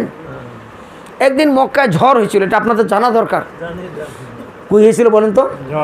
ঝড়ে জমজমের কূপ গেছে হারায়, আর মক্কায় জমজমের কূপের পানি ছাড়া মক্কায় আর কোনো পানির ব্যবস্থা। একদিন গেল পানি নাই, হাহাকার। 2 দিন গেল পানি নাই, হাহাকার। 3য় দিনে সব বন্ধ। 3য় দিনে লোকজন এসে বলল, হে আব্দুল মুত্তালিব, নবীর দাদার নাম কি? তখন কাবার মোতোয়াল্লি ছিল নবীর দাদা আব্দুল মুত্তালিবকে বলেন, হে মোতোয়াল্লি সাহেব, পানির ব্যবস্থা করেন। কি আপনি কাবার মালিক, কাবার খেদমত করেন, আর আল্লাহর সাথে আপনার যোগাযোগ বেশি, পানির ব্যবস্থা করেন। নবীর দাদা আব্দুল মুত্তালিব আল্লাহকে কাছে কান্নাকাটি করলেন, কিছু হয় না। শেষ পর্যন্ত কাবার দরজার সামনে একদিন মাগরিবের আগে দাঁড়িয়ে বলল, আল্লাহ, তুমি যদি আমার জমজমের পানির ব্যবস্থা করে দাও, মুখটা খুলে দাও, তাহলে আমার 10 ছেলের মধ্যে থেকে একটা ছেলে তোমার রাস্তায় কোরবানি দিয়ে দিব। জোরে বলেন সুবহান। কি দিয়ে দিব? তাহলে মানত হইলো। কি হইলো বলেন তো? এই জন্য মানত করা সুন্নত। আপনার সন্তান অসুস্থ, মানত করছেন একটা রোজা রাখবেন। সন্তান যখন সুস্থ হয়ে গেছে, 3 বছর হয়ে গেল, এখনো মানতটা আদায়। মনে রাখবেন মা, মানত করা সুন্নত, আদায় করা ওয়াজিব। আপনি একটা ফকির খাওয়ার মানত করছেন না, মানত করার পরে যখন আপনার মকসুদ পূরণ হয়েছে, নবী বলেছে কোনো মানুষ যখন মানত করে কোনো বিনিময়, আমি আল্লাহ বিনয়কে বিনয় হিসাবে পার করে দিই। বলুন সুবহানাল্লাহ। এই জন্য কেউ যদি রোজার নিয়ত করে তার রোজা আদায় করতে হবে, কেউ যদি দানের নিয়ত করে হ্যাঁ। এই যে মহিলার খাসি আজকে জব করছি, এই মহিলার একটা মানত ছিল। কি ছিল? এটা মানতটা আবার জানের বদলা ছিল না। মানতের মধ্যে আবার পার্থক্য আছে। মানত করলাম আমি একটা মিলাদ পড়বো, 1 খতম কোরআন পড়বো, একটা গরিবকে খাওয়াবো, এরকম মানত করা সুন্নত, আদায় করা ওয়াজিব। তরক করলে কবিরা গুনাহ হয়। কি গুনাহ হয়? আমরা তো ভুরি আমার আসেন হাফেজ সাহেব আসেন, মারা ওই পাশে বসবে, ওই পাশে মারা ওই পাশে বসবে। আসেন, বসতে বলেন। একটু জোরে সুবহানাল্লাহ বলেন, আরো জোরে সরে বলেন আল্লাহু আকবার, জোরে বলেন আল্লাহু আকবার। আল্লাহ যেন হেফাজত। মদিনা মদিনা আশিক মুমিনের ঠিকানা, জোরে মদিনা মদিনা আশিক মুমিনের ঠিকানা। দিদার চেয়ে কাঁদো তোমরা, দিদার চেয়ে কাঁদো তোমরা, হও না নবীর দেওয়ানা। মদিনা মদিনা আশিক মুমিনের ঠিকানা। জোরে বলেন আল্লাহু আকবার। মানত করে রাতে শুইছেন, সকালবেলা ফজরের সময় এসে দেখেন জমজমের পুকুরের মুখ খুলে গেছে, দরদরায় পানি বের হচ্ছে, সাথে সাথে এলান হয়ে গেল, লোকজন এসে খুশি। আমরা তো এখন পানির কষ্ট বুঝবেন না। পানির যদি কষ্ট বোঝা যায় তো 2-1 দিন পানি, তখন অনেক আনন্দ উৎসব শুরু হয়ে গেছে। একটু জোরে বলেন সুবহানাল্লাহ। গোসল করছে, খাইছে, দাইছে, মানে খুশি। নবীর দাদা আব্দুল মুত্তালিব চিন্তা করতেছে কোনটারই কোরবানি করা যায়। মানত তো করছি, একটা ছেলে তো কোরবানি করতে হবে। তখন চিন্তা করলো, আচ্ছা কোরবানি ছাড়া অন্য কোনো বুদ্ধি আছে কিনা, বাইপাস করার। কি পাস? এই জন্য চিন্তা করে উনি তখনকার দিনের সমস্ত পুরাতন মানে কিতাবের যিনি পণ্ডিত ছিলেন, ওনার নাম ছিল নওফেল। কি নাম বললাম? নওফেল। এই তাওরাত, জুবুর, অন্যান্য কিতাবের পণ্ডিত ছিলেন উনি চিন্তা করলো তাহলে ওই পণ্ডিতের কাছে জিজ্ঞাসা করি। নওফেলের কাছে গিয়ে বলেন, হুজুর আমি একটা মানত করছিলাম, জমজমের পানি আটকে গেছিল, তো পানি দিয়ে দিছে আল্লাহ, তো কি কোরবানি কি নিয়ত করছিলেন? কয় আমি একটা ছেলে, তো এখন কি কোরবানি করা লাগবে? কছে তাড়াতাড়ি কোরবানি কর, না হলে আবার পানির মুখ তাড়াতাড়ি। এবার নবীর দাদা আব্দুল মুত্তালিব সে ছেলেদেরকে দাঁড় করাইলেন, বলো বাবা আমি নিয়ত করছিলাম, আমি কাবার মোতাল্লি নিয়ত করছিলাম একটা কোরবানি করবো, তো তোমরা বড় ছেলে তুমি কোরবানি। কোথায়? না আব্বা আমি কোরবানি। বুঝছেন তো, দ্বিতীয় তৃতীয় চতুর্থ পঞ্চম ষষ্ঠ সপ্তম অষ্টম নবম কেউ রাজি না। শেষে যেটা ছোট, ছোটটা আব্দুল্লাহ। জোরে বলেন সুবহান। শেষটা কি? সেই চেহারা। কারণ তখন ছিল আমার নবী মুহাম্মদ রাসূলুল্লাহ, উনার পেছনিতে ছিল। এজন্য পুরুষের বীর্য হয় মেরুদণ্ডের হাড় থেকে, আর মাদের বীর্য হয় বলেন হ্যাঁ না বুকের ইয়ে থেকে, হ্যাঁ সিনা থেকে। এটা জোরে বলেন সুবহান। পুরুষের যে বীর্যটা নিঃশ্বাস হয় সেটা পুরুষের বলেন মেরুদণ্ডের হাড় থেকে। এজন্য মেরুদণ্ডটা এত বেশি শক্ত যে গোটা 2 মণিয়া বস্তা 3 বস্তা মানুষ পিটিয়ে নেয়। এটা সুবহানাল্লাহ বলেন। আর মহিলাদের স্তনের এই বুকের মধ্যে আল্লাহ পাক নিয়ামত দান করেছেন। একটু জোরে বলেন সুবহান। এটা খাদ্য দান করেছেন। আর ওইখান থেকেই আল্লাহ পাক মাদের যে ডিম্বাণু, কি বললাম বলেন তো, পুরুষের শুক্রাণু, বিজ্ঞানের ভাষায় মহিলাদের দুইটার মিলিত হয়ে বলেন সন্তান হয়। তো ওই যে শুক্রাণুটা তখন আব্দুল্লাহর পেছনিতে ছিল। আর আব্দুল্লাহ ছিল সেই সুন্দর যে দেখতো আরেকবার ফিরে তাকাইতো। জোরে বলেন সুবহান। একজন আয়েশা আম্মাজান বলতেন যে আমার ইউসুফের চেহারা দেখে জুলেখার বান্ধবীরা বলেন আপেল না কাটিয়া, আমার আয়েশা আম্মা বলতো আমার দয়ার নবীকে যদি কেউ দেখতো, আসল রূপের নবীকে যদি কেউ দেখতো, কলিজা ফেটে মারা যেত। বলেন না সুবহানাল্লাহ। তার মানে আমার ইউসুফ আলাইহিস সমস্যা হচ্ছে আমার দয়ার নবীর চেহারা আরো নুরানি ছিল। জোরে বলেন সুবহান। আরো জোরে বলেন আল্লাহু আকবার। দেখেন আমার ভাইয়েরা, আমার মারা, ইউসুফ আলাইহিস সালাম জুলেখার বান্ধবীরা যদি কাটতে পারে তাহলে চেহারা কেমন হইতে পারে। আমার মাথাটা কাজ করে না যে জুলেখার বান্ধবীরা যখন হাত কাটে ফেললো কেউ কেমন টের না পায়। এই কথা বলেন ঠিক কিনা? কিন্তু আর টের পায়নি। একটু জোরে সুবহানাল্লাহ বলবেন। আসেন তারপরে আমার ভাইয়ের, আমার মারা, কি হলো তারপরে? খাজা আব্দুল্লাহ তখন হেভি সুন্দর, এত বেশি সুন্দর যে খাজা আব্দুল্লাহকে যেই দেখতো সেই খাজা আব্দুল্লাহর পাগল হয়ে যেত। জোরে বলেন সুবহান। এখন খাজা আব্দুল্লাহকে যে কুরবানি করবে এই সিদ্ধান্ত যখন হয়ে গেল, খাজা আব্দুল্লাহ ছোট মানুষ, আব্বা আপনি যেটাতে রাজি আছেন? কারণ নবীর দাদা আব্দুল মুত্তালিব বলছে, হে আব্দুল্লাহ, আল্লাহ পাকের থেকে আমি আদিষ্ট হয়েছি, আমি নিয়ত করছি তোমাকে কুরবানি করবো, আর তোমার বিনিময়ে সমস্ত মানুষরা পানি খাবে। বলেন সুবহান। ছোট ছেলে, নবীর রক্ত আরো আছে শরীরে, এই জন্য উনি রাজি হয়ে গেছে। এই প্রচার হয়ে গেল কি, আসুন, প্রচার হয়ে গেল যে কুরবানি হবে। কি হবে? এই খবর শোনার পরে লোকজন আসা শুরু করলো, এত সুন্দর ছেলে, কিসের কুরবানি? আর নওফলের মেয়ের নাম ছিল মরিয়ম। জোরে বলেন সুবহান। নওফলের মেয়ের নাম কি বললাম? আর মরিয়ম ভালোবাসতো আব্দুল্লাহকে, কারণ আব্দুল্লাহ যতদিন নবীর পেশানি, নবীর নূরটা যতদিন আব্দুল্লাহর পেছনিতে ছিল ততদিন আব্দুল্লাহকে যে একবার দেখতো আবার ঘুরি দেখতো। জোরে বলেন সুবহান। এমনকি কেউ জানলা দিয়ে এক নজর দেখার জন্য দাঁড়িয়ে থাকতো, যদি শুনতো যে এই রাস্তা দিয়ে একটু পরে আব্দুল্লাহ যাবে, দাঁড়িয়ে থাকতো। তো নওফলের মেয়ে মরিয়ম, যেখানে পুরুষ মানুষ পাগল, তো যারা অল্প বয়সের মেয়েরা, কুমারী মেয়েরা, তার কাছে যেন পাগল হওয়াটা কি অস্বাভাবিক?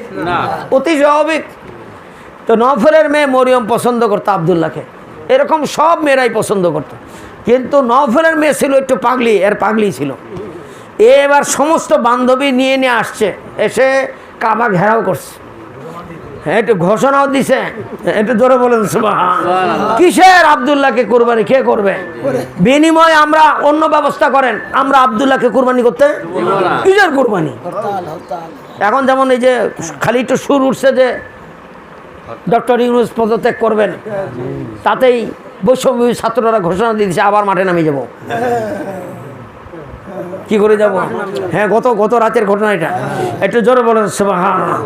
তো এখন নওফলের মেয়ে নামি গেছে মাঠে, মানি না, বুঝেন নাই? আন্দোলন।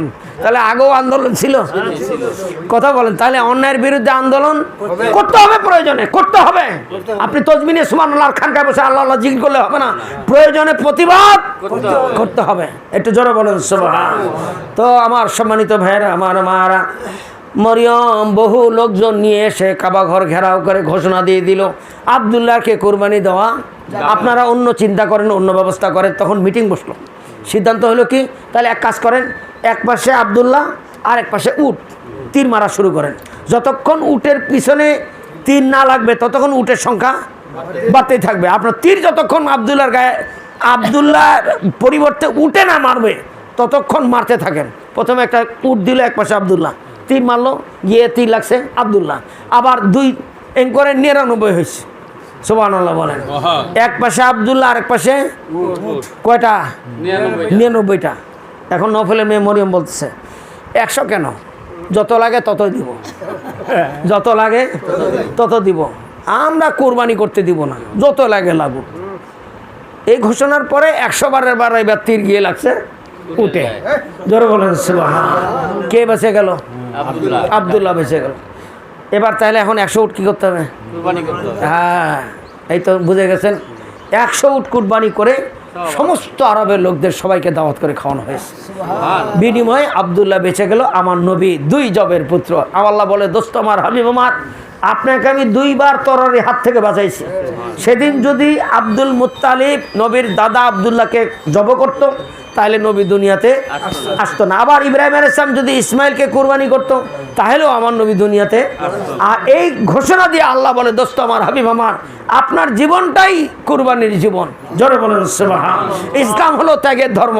আমরা ভোগ করি, শেষ করে দিলাম। বক্তাও এখন 1 লাখ টাকা ছাড়া বক্তৃতা দেয় না।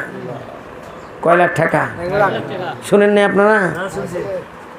তা আমার তাবলিগ ভাইরা ভালো, টাকা ছাড়া কষ্ট। 1 ঘন্টা কয় টাকা নিয়েছিল তো আপনার ওখানে?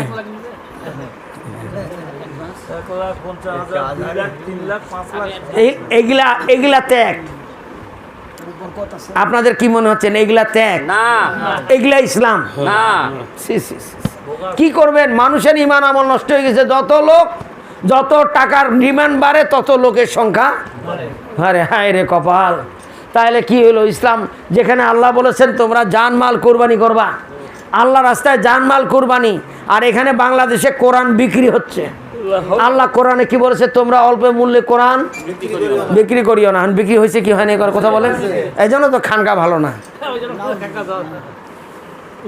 যারা সহি পথে থাকবে তাদের সমালোচনা বেশি। হ্যাঁ, আবার কোনো জায়গায় হাদিয়া না দিলে বলে মোসাবাই হবে না। কি মুশকিল! হাদিয়াটাকেও তো জোরাজবি করা যাবে না, কারণ হাদিয়া হলো দেওয়া সুন্নত, নেওয়া সুন্নত। হ্যাঁ, দেওয়া সুন্নত, তা আপনি তো জোর করে নিতে পারবেন না। আপনি হাজির ফজিলত বলতে থাকেন, যার যেই হবে সেই দিবে। একটু জোরে বলেন সুবহানাল্লাহ। এই যে এখানে খানকায় দান করছে, এটা খানকার জন্য হাদিয়া। আমরা কি চাইছিলাম? আপনারা দিচ্ছেন কেন? খুশি করে দিচ্ছেন। এটা নেওয়া সুন্নত। আমি এখন এটা ফেরত দিতে পারবো না। একটু জোরে বলেন সুবহানাল্লাহ। আল্লাহ যেন বুঝার তৌফিক দান করে। একটু জোরে বলেন আমিন। এজন্য আমার মদিনার ইসলাম যদি না থাকে তাহলে দেশে কোনোদিন শান্তি হবে না। মদিনার যে ইসলাম আমার নবী রেখে গেছেন, এটা সুন্দর জীবন বিধা, কমপ্লিট কোড অফ লাইফ, পরিপূর্ণ জীবন বিধা। আল্লাহ যেন কবুল করে। জোরে বলে আমি নবীজির পাগল, আমি মদিনার পাগল, আমি নবীজির পাগল, আমি মদিনার পাগল। মদিনারি ধুলি বালি মোর, মদিনারি ধুলি বালি মোর নয়নের কাজল। আমি মদিনার পাগল, আমি নবীজির পাগল। আমার জিগির নবী নবী, দু চোখে মদিনার ছবি। আমার জিগির নবী নবী, দু চোখে মদিনার ছবি। তোমার প্রেমে দিতে রাজি, তোমার প্রেমে দিতে রাজি, জীবনের সবই। আমি মদিনার পাগল, আমি নবীজির পাগল, আমি মদিনার পাগল, আমি নবীজির পাগল। জোরে বলেন আল্লাহু আকবার। এজন্য কোরবানি হবে আল্লাহরই জন্য। জোরে বলেন সুবহানাল্লাহ। এজন্য আপনি যদি কোরবানি নাও দেন তাও আপনি কোরবানির সওয়াব পাবেন, যদি পহেলা জিলহজ থেকে কোরবানির 10 জিলহজের আগ পর্যন্ত নখ, হাতের নখ, পায়ের নখ এবং অবাঞ্ছিত লোম না কাটেন, আপনি কোরবানির সওয়াব পেয়ে যাবেন। জোরে বলেন সুবহানাল্লাহ। আর আমি সম্মানিত ভাইয়ের আমার মারা, কুরবানি দেই আর না দেই, কুরবানির শিক্ষা সবাইকে নিতে হবে। কুরবানির শিক্ষা সবাইকে হ্যাঁ ত্যাগ করতে হবে। সময়, জান, মাল আল্লাহ রাস্তায়। ফজরের নামাজ পড়তে গেলে ঘুম ত্যাগ করাই লাগবে। তাহাজ্জুদ পড়তে গেলে ঘুম ত্যাগ করা লাগবে না, আরও করা লাগবে। বেশি করা লাগবে। টাকার মায়া ত্যাগ না করলে তো মানুষ দান করতে পারবে না। এজন্য ত্যাগেই মুক্তি, ত্যাগেই শান্তি, ত্যাগেই জান্নাতের ঠিকানা। বলেন সুবহানাল্লাহ। এজন্য যত ত্যাগ, নবীজি মক্কা ছেড়ে মদিনা চলে গেছে। তোমরা কোথায় ঘুরে বেড়াচ্ছ রে? এই হ্যাঁ, আসো তাড়াতাড়ি, হাত মুখ ধুয়ে আসো।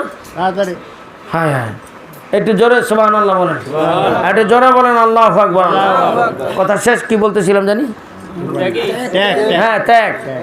দেখেন সম্মানিত ভাইয়ের আমার মারা, মানুষ ত্যাগ শিকার জন্য কোরবানি আল্লাহ দিছে আমাদের প্রতি বছর। এই জন্য একজন বললো, হুজুর এই কুকুরে বাচ্চা দেয় 7-8টা, আর গরু বছরে বাচ্চা দেয় একটা, ছাগল বাচ্চা দেয় 2-3টা। হুজুর এতগুলা গরু কুরবানি হয়ে গেল, খাসি কুরবানি হয়ে গেল, পরের দিন হাটে যায় দেখি গরু ছাগল কমে নেই। জোরে বলেন সুবহানাল্লাহ।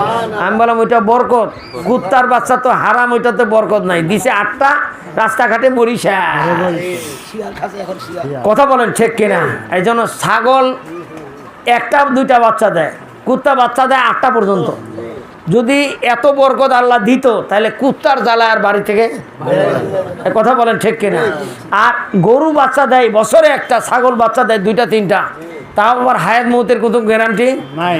এই বাচ্চায় অথচ হাটে গেলে, ইন্ডিয়া যখন গরু আসা বন্ধ হয়ে গেল, তখন আপনারা কি ভাবছিলেন? গরু আর বোধহয় এটা সুবহানাল্লাহ বলবেন না, গরু পাওয়া যাচ্ছে না, বরং বোল্ডারটা বাদ পড়ে গেছে। কি বাদ পড়ে গেছে? এখন সব দেশি গরু। সুবহানাল্লাহ বলেন। এখন বাড়ি বাড়ি গরু পুষতেছে মানুষ। দেখেন, ভাববেন না যে এইটা ছাড়াই হবে না। আল্লাহ এমন মালিক, বোল্ডার গরু ছাড়া আমাদের কোরবানি চলতেছে। এই রামনগরে প্রতিদিন 10-12টা করে কোরবানি হচ্ছে, প্রত্যেক দিন। এত মানুষ গরু খাচ্ছে, এটা সুবহানাল্লাহ বলেন না? তাহলে বরকত দিচ্ছে কে? কুত্তার বাচ্চায় বরকত নাই, আল্লাহ পাক কুরবানির মধ্যে বরকত দিচ্ছে। বলেন সুবহানাল্লাহ। সুতরাং টেনশন করবেন না, মালিক হলো লা ইলাহা ইল্লাল্লাহ। আসেন কোরবানি আমরা করব, সাথে শিক্ষা নিব যে আমি যেন সময়, এজন্য মাহফিলে 1 মাস পর পর হয়, একটু সময় কোরবানি দিবেন। আমরা তো মাসে মাহফিল শুরু করে দিচ্ছি কালকে শাখারিপট্টি প্রেস ক্লাবের ঠিক পিছন দিকে মাহফিল চলতেছে, মাইক বাজবে মাগরিব থেকে এসা। আর এসার পরে মাহফিল চলতেছে যে গভর্নমেন্ট কলেজের এই দক্ষিণ দিকে ওয়ালের সাথে, ওয়ালটার সাথে বেলালুদ্দিনের বাড়িতে। আপনাদের সবার দাওয়াত থাকলো।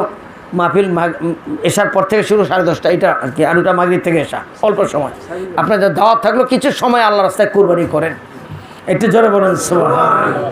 কোরবানি করতে করতে দেখবেন নিজের জীবন দিতে আর কোনো মায়া লাগবে না। আর এক কথা জীবন শহীদ করে দিব। আমি বললাম ফজর পড়ছেন? ফজর কথা, ফজর তো পড়ি নেই। এখন তাহলে ঘুম ত্যাগ করতে পারেন, আবার জীবন দিয়ে পেলাবেন, কঠিন ব্যাপার। তুই কথা বলেন ঠিক কিনা? যে ফজর কাজা করে ও কুরবানি জীবন দিবে, কচ্ছে শহীদ হয়ে যাব। ফজর পড়ছেন? ফজর কচ্ছে ফজর তো পড়ি নেই। তাহলে কি জীবন দিবেন আপনি? আপনাকে তো ওগুলা জীবন আগে দিতে হবে, তাহলে সে নিজের জীবনটা দেওয়া সহজ। একটু জোরে বলেন সুবহানাল্লাহ। এজন্য মা স্বামীর জন্য কি ত্যাগ করেছেন? আপনি তো বলতেছেন এই দেন নাই, সেই দেন নাই, এ হয়নি, সেই নাই। আপনি স্বামীর জন্য ত্যাগ কি করছেন সেটা আগে বলেন। মা রহিমা 18 বছর সুখের, আইয়ুব আলাইহিস সালামের যখন অসুখ হয়েছিল সব বিবিরা চলে গেছে, সব বিবিরা আইয়ুব নবীকে রেখে। কিন্তু কে যায় নাই? উনি কি সুখের জন্য ছিল? উনি জানে যে এখন থাকলে আমার কষ্ট হবে। এই ত্যাগ স্বীকার করেই স্বামীর খেদমত করছে 18 বছর, দুনিয়াতে জান্নাতের সার্টিফিকেট। একটু জোরে বলেন সুবহানাল্লাহ। এজন্য দেখেন 10 জন সাহাবী, আশারে মুবাশশার জান্নাতি 10 জন সাহাবী। কয়জন? তার মধ্যে 2 জন বড় লোক। 2 জন কি তো বড় লোকরা জান্নাতে যাবে না? যাবে। তার মধ্যে জিন নুরাইন, ওসমান গনি রাদিয়াল্লাহু। গরিব না বড় লোক? বড় লোক। আরেকজন নবীর সাহাবী বলেন আব্দুল্লাহ। একটু জোরে বলেন সুবহানাল্লাহ। হ্যাঁ, আব্দুর রহমান ইবনে আউফ অনেক বড় লোক ছিলেন, কিন্তু টাকার মায়া করে নাই। জোরে বলেন সুবহানাল্লাহ। ওসমান গনি টাকার মায়া করে নাই। ওসমান গনি ওই নবীজির কাছে এক ইহুদি আসছে, হাত বাড়ায় বললো, ইয়া রাসূলুল্লাহ, আমি শুনলাম আপনি দান করেন, আমি অনেক রাস্তা থেকে আসছি, কিছু অর্থনৈতিক সংকটের জন্য আপনার কাছে আসছি, আর আপনি খুব দানশীল, আমি জানি আপনার কাছে গেলে আমার হাত ফেরত আসবে না। নবীজি বলেন আমি তো আমার তো হাত খালি, তা এক কাজ করো, আমার সাহাবী আছে ওসমান গনি, খুব দানবীর, তুমি তার কাছে যাও। এটা জোরে বলেন সুবহানাল্লাহ। কার কাছে? ওসমান গনি রাদিয়াল্লাহু ওসমান বসে গেছে, যায় দেখে ওসমান গনি গুদামের সামনে, মানে জব উঠাইছে না, গুদামের সামনে যেগুলো পড়ে আছে ওগুলো উঠাচ্ছে। কোনগুলা? একটা একটা করে আচ্ছা বলেন তো, দিনাজপুরে যেগুলো বড় লোক ব্যবসায়ী, ওদেরকে যদি চাইল উঠাইতে কুড়াইতে দেখেন, এ তো কোন ছোট লোক? আরে কয়টা পড়ে গেছে, মুরগি খাবে, ইয়ে খাবে, তো তুই পুরো দিবেন ভাই, কথা বলেন ঠিক কিনা? এখন ইহুদি ভাবতেছে কিরে ওসমান গনিকে কই যে যে গুদামের সামনে কুড়াচ্ছে যে, ইনি ওসমান গনি। ইনি দাঁড়ায় দাঁড়িয়ে দেখলো, হো এটা চিটার লোক, একটা একটা করে উঠাচ্ছে, এই করবে দান, জিজ্ঞাসাও করে নাই, আবার চলে গেছে নবীর কাছে। কয় এমন লোকের কাছে গেছেন, পাঠাইছেন, এ লোক দান করবে কি, দু একটা পড়ে গেছে ওইটাই কুড়াচ্ছে, ওই আবার আমাকে দিবে কি? কয় আপনি বলেন নাই? কাছে বলবো কি, যে দৃশ্য দেখলাম বলার প্রয়োজনই মনে করি না। কথা যা আবার যা। এবার যাইতে যাইতে সন্ধ্যা হয়ে গেছে, মানে ও মাগরিবের পরে উনি একটা কুপি ধরাইছে, যাতে বেশি কেরাসিন তেল, ছোট্ট একটা কুপি ধরে তখনও কুড়াচ্ছে। ইনি ভাবতেছে যে সন্ধ্যার আগে করেছিল ওটা মানানসই ছিল, এখন আবার তেল ভয়ের পর অল্প না ধরেছে, এত কি বলবো, এআই দিবে, আমার কথা বুঝেন নাই, এ জিজ্ঞাসাই করে নাই, ফের ঘুরে গেছে। কয় আপনি তো বলেন খুব দানবীর, মাগরিবের আগে তুলতেছিল, আর মাগরিবের পরে কেরাসিন তেল যাতে খরচ না হয় অল্প না মোমবাতি ধরাইয়া তাও কুড়াচ্ছে, কুরানি শেষ হয়নি, কি দিবে? আর তুমি বলবা না? কথা বলবো কি, যে দৃশ্য দেখতে চাই চলে আসতেছে, আবার যাও। এবার ওসমান গনি যখন দেখতেছে আবার আসতেছে, এবার ওসমান গনি উঠে বলছে, ভাই আপনি আসতেছেন চলে যাচ্ছেন, সমস্যা কি? কয় আপনার নবী আপনার কাছে পাঠাইছিল ওই দানের জন্য। কয় বলবেন না, আসেন আসেন আসেন আসেন, আয় প্রহরে গুদামের দরজা খুলে দাও, জোরে বলেন সুবহানাল্লাহ। আর তো আপনার যতগুলো লাগে আপনি নিয়ে যান, সুবহানাল্লাহ একটু বলবেন না? এখন এই ভাবতেছে, হো কেমন লোক রে, দেখলাম কুড়াই নিচ্ছে, আবার এখন দরজা খুলে দিতে সব নিয়ে যান। উনি এখন চিন্তা করলো, মনের মধ্যে একটা প্রশ্ন আসছে না, যে ভাই হে ওসমান গনি কুড়াচ্ছিলেন কেন? কি আপনি কুড়াচ্ছিলেন কেন? কোথায় না আমার নিজের জন্য কুড়াচ্ছি না, তো কী করতেছেন? কয় এক মুঠ যদি হয়, আমার কোনো ক্ষুধার্ত ভাই এক মুঠ যদি হাতে দিতে পারি, আমার কোনো ক্ষুধার্ত ভাই যদি খায় না খেয়ে থাকে, আমি কুড়াচ্ছি আমার জন্য না, এক মুঠ হলে আমার এক ভাই খাবে, বলেন সুবহান। ও কি বন্যা রে, ও কি বন্যা, কুড়াচ্ছে মাল নষ্ট যাতে আর একটা ভাই খাবে, মনটা কত বড়, একটু জোরে বলেন সুবহান। বুঝতেই পারে নাই, ওসমান গনিকে বোঝার মতো তো জ্ঞান থাকা লাগবে, এ কি বুঝছে, কিছুই বুঝে নেই, এই কথা বলেন ঠিক কিনা? এই জন্য যে মানুষ যে লেভেলের, ওকে বুঝতে না পারলে আপনার ভুল হবে। আমার হুজুরকে তারা বুঝতে পারেনি, ওই লেভেল বুঝতে পারেনি, তো আমার কথা বুঝেন নাই? আল্লাহর ওলি বোঝা তো খুব কঠিন, নবীদেরকে বুঝতে পারেনি সাহাবীদের মতো তখনকার যুগের লোকরা, একটু জোরে বলেন সুবহানাল্লাহ। যেটাকে নবী স্বর্ণ যুগ বলেছেন, নবী মুহাম্মদ রাসূলুল্লাহ। অনেক বেশি ভালো লাগে সোনার মদিনা, অনেক বেশি ভালো লাগে সোনার মদিনা, লাগবে তো কেন সেথায় শাহে মদিনা, বলো লাগবে তো কেন সেথায় শাহে মদিনা। পৃথিবী কত জায়গায় কত যে গেলাম, কোনো জায়গায় কোনোখানে শান্তি না পেলাম। পৃথিবী কত জায়গায় কত যে গেলাম, কোনো জায়গায় কোনোখানে শান্তি না পেলাম। শান্তি যদি পেতে চাও চলো মদিনা, শান্তি যদি পেতে চাও চলো মদিনা, লাগবেই তো কেন সেটা শাহে মদিনা, বলো লাগবেই তো কেন সে তার শাহে মদিনা। জোরে বলেন আল্লাহু আকবার। এজন্য আমার সম্মানিত ভাইয়ের, আমার মারা, আরেকটা হলো 9 জিলহজ ফজর থেকে, মনে রাখবেন 9 জিলহজ ফজর থেকে 13 জিলহজ আসর পর্যন্ত প্রত্যেক ফরজ নামাজের পরে তাকবীরে তাশরিক। জোরে বলেন, কি বললাম? একবার পড়া ওয়াজিব, 3 বার পড়া সুন্নাত। পড়েন আল্লাহু আকবার, আল্লাহু আকবার, লা ইলাহা ইল্লাল্লাহ, আল্লাহু আকবার, আল্লাহু আকবার, ওয়ালিল্লাহিল হামদ। জোরে জোরে পড়েন আল্লাহু আকবার, আল্লাহু আকবার, লা ইলাহা ইল্লাল্লাহ, আল্লাহু আকবার, আল্লাহু আকবার, ওয়ালিল্লাহিল হামদ, আল্লাহু আকবার, আল্লাহু আকবার, লা ইলাহা ইল্লাল্লাহ, আল্লাহু আকবার, আল্লাহু আকবার, ওয়ালিল্লাহিল হামদ। জোরে বলেন আল্লাহু আকবার। মনে করাই দিবেন বিবিদেরকে, মসজিদে গিয়ে একটু জোরে পড়বেন। অনেকে ভুলে যায়, অনেকে ভুলে যায়, যেহেতু এটা সারা বছরে একবার 5 দিন হয়, এই জন্য আমরা ভুলে যাই, এই জন্য মনে করাই দিবেন। এই জন্য কোনো মানুষ ভুল করলে নবী বলেছে তুমি আরেক মুমিন ভাইকে শিখিয়ে দিবে। এটা এক মুমিনের মধ্যে আয়নার মতো। জোরে বলুন সুবহান। আমি আয়নার সামনে দাঁড়ালে যেমন আমাকে দেখতে পারি, এক মুমিন ভাই আরেক মুমিন ভাইয়ের দোষগুলো দেখতে পারে। একটু জোরে বলেন সুবহান। আমি আপনাদের সবার কাছে অনুরোধ, এটা মনে রাখবেন, প্রচার করে দিবেন। 13 জিলহজ কত বললাম পর্যন্ত, আর 9 জিলহজ থেকে শুরু, মানে ঈদের আগের দিন ফজর থেকে শুরু। ঈদের আগের দিন ফজর থেকে শুরু। কুরবানি কিনবেন, খুদবিহীন সুন্দর করুন, মহব্বত করবেন। 2 দিন আগে আনেন, পাতা খাওয়ান, খাস খান, তাহলে একটু মহব্বত হবে, একটু ভালোবাসা দেন। ওই ভালোবাসাটাকে কুরবানি দিতে হবে। এখন আমি গড়িয়ে দেখলাম না, কি দেখলাম না, টাকা দিছি, ওরাই আনছে, ওরাই জব করছে, শেষ। আমি বললাম গরু দেখেন নাই? কোথাও ওরাই করতেছে হুজুর, ওরাই। আমি বললাম তাহলে ওরাই সওয়াব পাবে। বিষয়টা এরকম হয়ে গেল না। এই জন্য তো আমার মা স্বামীর লুঙ্গিটা স্বামীকে যখন খাওয়াবেন, নিজে হাতে খাওয়াবেন। আমার কথা বুঝেন নেই? আমি বললাম স্বামী কেন করে খাইয়ে গেল? বলছে বউ তো ঘুমায় আছে। কে খাওয়া দিল? কাজের মেয়ে। তো ভালোবাসা হয়েছে নাকি? দুর্ঘটনা তো হবেই। আমার কথাটা বুঝেন না আপনারা? দুর্ঘটনা হবে না? ওর বউ ঘুমায় আছে, ভাত খাওয়ালো কে? তো আবার ওদিকে তাকাইলে কয় ওদিকে তাকায়ও না, তুমি ভালো হয়ে যাও। আমি বললাম খারাপ তো তুই বানালু ভাই। কথা বলেন না কেন? কেন আপনি সুযোগ দিচ্ছেন? আপনি উঠেন, স্বামীকে খাওয়াবেন, বসাবেন, সামনে বসাবেন, অফিসে যাওয়ার আগ পর্যন্ত গেটে দাঁড়িয়ে থাকবেন।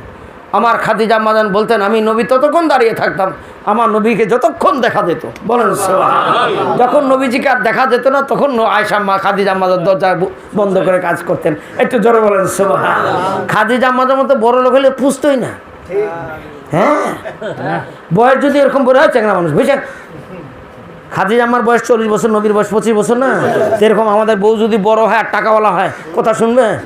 হ্যাঁ, চুপ করো, কথা বুঝেন না, কথা বুঝছেন না। কিন্তু খাদিজা আমাদের নবীকে কত তাজিম করছে। এই জন্য স্বামীকে মানাই ইবাদত। জোরে বলেন সুবহান। স্বামীকে, হ্যাঁ, টাকায় টাকা। ওরকম নবীজিকে, নবীজি খাদিজা মাদানের কারখানার ব্যবসার ম্যানেজার ছিল, কাজের লোক। আরো তো মানতই না। 40 মণ সোনা একই দিনে এক সময়। একটু জোরে বলেন সুবহান। 5 বড় লোকের মধ্যে 1 বড় লোক, এটা গরিব না? একটু জোরে বলেন সুবহান। আর আমাদের মাগুলো যে কার যে বেটি হয় আল্লাহ জানে, এর যে ব্যবহার এমন, তো আলহামদুলিল্লাহ, জোরে বলেন সুবহান। তবে আমার খানকায় যেসব মারা আসে, অনেক ব্যবহার চেঞ্জ হয়ে গেছে, মাশাআল্লাহ। জোরে বলেন সুবহান। আপনারা আসছেন, আমি ধন্যবাদ দিই। তোমার আপনি এমন একটা সুন্দর মা হবেন, আপনাকে দেখে 10টা মা শিখবে।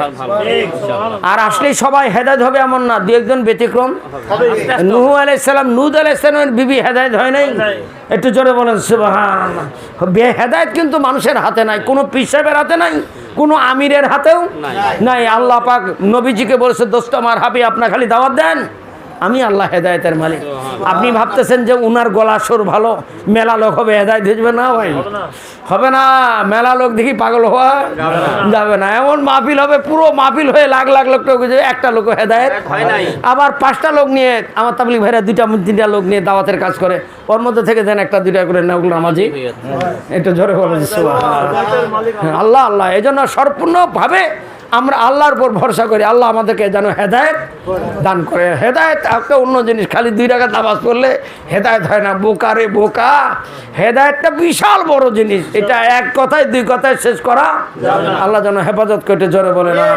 তবে যারা হেদায়েতের রাস্তায় চলতে থাকে, আল্লাহ যদি দয়া করে কোনোদিন আল্লাহ হেদায়েতের নূর দিয়ে তাকে হেদায়েত দিয়ে গন্তব্যে পৌঁছায় দিবে, জোরে বলেন সুবহানাল্লাহ। ওই পর্যন্ত আমাদের অপেক্ষা করতে হবে, আল্লাহ চেষ্টা চালাই যেতে থাকতে হবে। এই জন্য আগামী মাসে মাহফিল হবে, ডেটটা মনে রাখবেন। এবার আপনাদের বেশি মোবাইল করি নেই, তাও আল্লাহ আপনারা সবাই চলে আসছেন ঠিক মতো। ডেট কোনো সময় যদি চেঞ্জ হয় তাহলে আমি জানাবো, নাহলে আপনি নিশ্চিত থাকেন যে ডেট চেঞ্জ হবে না। একটু জোরে বলেন সুবহানাল্লাহ। মে মাসের 24 তারিখ আর জুন মাসের 1, 2, 3, 4, 28 তারিখ মাহফিল। 28 জোরে বলেন, কত বললাম? 28 মানে প্রত্যেক ইংরেজি মাসের 4র্থ শনিবার, শেষ শনিবার না, 4র্থ শনিবার। কি শনিবার বললাম? চলে আসবেন ইনশাআল্লাহ, সময় মতো এখানে নামাজ পড়বেন। আপনার নামাজ পড়লে হয় কি, খাওয়া দাওয়াটা তাড়াতাড়ি হয়, তখন আলোচনা একটু তাড়াতাড়ি হয়। আমরা আরও আলেমরা আসে, ওনাদের মুখেও কথা শোনার সুযোগ পাই। আল্লাহ যেন সবাইকে কবুল করে জোরে বলে না আমি। আপনাদের সবার কাছে অনুরোধ, এখন তওবা হবে আমার, 28শে জুন আমার রায়হানুল ইসলাম মৌলানা সাহেব, ভালো আলেম, উনি তওবার আলোচনা করছিল, মনে আছে না আপনার? তওবাটা এত জরুরি, এত জরুরি। চোখের পানিটা এত দামি, এত দামি। মানুষ যদি চোখের পানিটার দাম কত জানতো, মানুষ কান্দে তো। কান্দে না এমন লোক আমি দেখি না। নায়িকার দুঃখ দেখি কাঁদছে। কি বললাম বলেন দেখি? নায়িকার দুঃখ দেখে কাঁদছে না, মারা কাঁদছে, শিওর থাকেন কাঁদছে। তারপরে বলেন পিঁয়াজ কাটি কান্দে নেই? হ্যাঁ, গুনা মাপ হবে? এটা কি ওই কান্না? বাপ মরে গেলে 3 দিন ধরে কাঁদছে। আমি বললাম কাঁদতেছেন কেন? কয় আমার বাপ আমাকে খুব ভালোবাসত। ভালোবাসার মহব্বতে কাঁদতেছে, ওই কান্না দিয়ে গুনা মাপ হবে না। নায়িকার দুঃখ দেখে গুনা মাপ তো হবেই না, আরও গুনা হবে। তারপর স্বামী স্ত্রী ঝগড়া করে, মা তো 3 বালিশ ভিজাইছে, হ্যাঁ হ্যাঁ হ্যাঁ হ্যাঁ হ্যাঁ হ্যাঁ, কাঁদতেই আছে, গুনা মাপ হবে? এই কান্না কি সেই কান্না? তো মানুষ কান্দে না, কত জায়গায় কান্দলো, খালি জায়গা মতো কান্দে নেই। চোখের পানি ক্ষয় হয়েছে কিন্তু কাম হয় নাই। এজন্য তো মানুষ যখন তওবা করে কান্দে, অনুতপ্ত হয়ে কান্দে, চোখ দিয়ে আস্তাগফিরুল্লাহ পড়া জরুরি না, অনুতপ্ত হওয়া জরুরি। জোরে বলেন সুবহানাল্লাহ। আপনি অনুতপ্ত যদি তওবা যদি নাও করেন, আস্তাগফিরুল্লাহ যদি নাও পড়েন, যদি বলেন আমি ভুল করেছি আল্লাহ, এ কথা বলে যদি কেঁদে দেন, তাই তো গুনাহ মাফ হয়ে যাবে। আমার দয়ার নবী বিশ্ব নবী বলেছেন, আমার দুনিয়ায় র্যাব বাহিনী, পুলিশ বাহিনী, আর্মি বাহিনী আসামি খুঁজে বেড়ায় নাকি? কি দিবে? শাস্তি দিবে। আসামিকে শাস্তি দেওয়ার জন্য দুনিয়ার পুলিশ বাহিনী, র্যাব বাহিনী আসামি খুঁজে, আর আমার আল্লাহ দয়ার সাগর বান্দাকে খুঁজে মাফ করে দেওয়ার জন্য। আল্লাহ চায় বান্দা আমার কখন আমার কাছে মাফ চাবে, আমি মাফ চাইলেই মাফ করে দিব। বলেন দয়া বেশি না কম? আল্লাহর বান্দা যদি জানতো আমার আল্লাহর দয়াটা কত, কত দয়া। এজন্য তো আমার আল্লাহ বলে, লা তাখনাতু মির রাহমাতিল্লাহ ইন্নাল্লাহা ইয়াগফিরু যুনুবা জামিয়া ইন্নাহু হুয়াল গাফুরুর রহিম। জোরে বলেন আল্লাহু আকবার। বান্দা নিরাশ হয়ো না, কত গুনাহ করেছ, কত গুনাহ।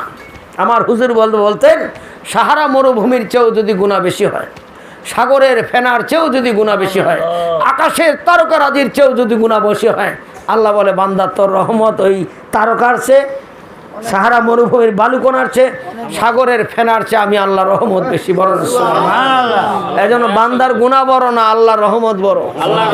এজন্য আল্লাহর নাম হলো রহমান, রহিম, গফফার, সাত্তার। জোরে বলেন সুবহানাল্লাহ। এজন্য আমার আল্লাহ কোরআনে যে সূরা নাজিল করেছেন, একটা জাতি সূরার নামে সূরা আছে, সূরা আর রহমান।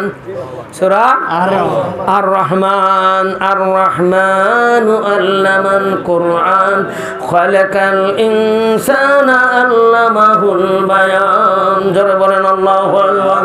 ইয়া রাসূলুল্লাহ ইয়া হাবিবাল্লাহ ইয়া রাসূলুল্লাহ ইয়া হাবিবাল্লাহ ইয়া রাসূলুল্লাহ ইয়া হাবিবাল্লাহ ইয়া রাসূলুল্লাহ ইয়া হাবিবাল্লাহ।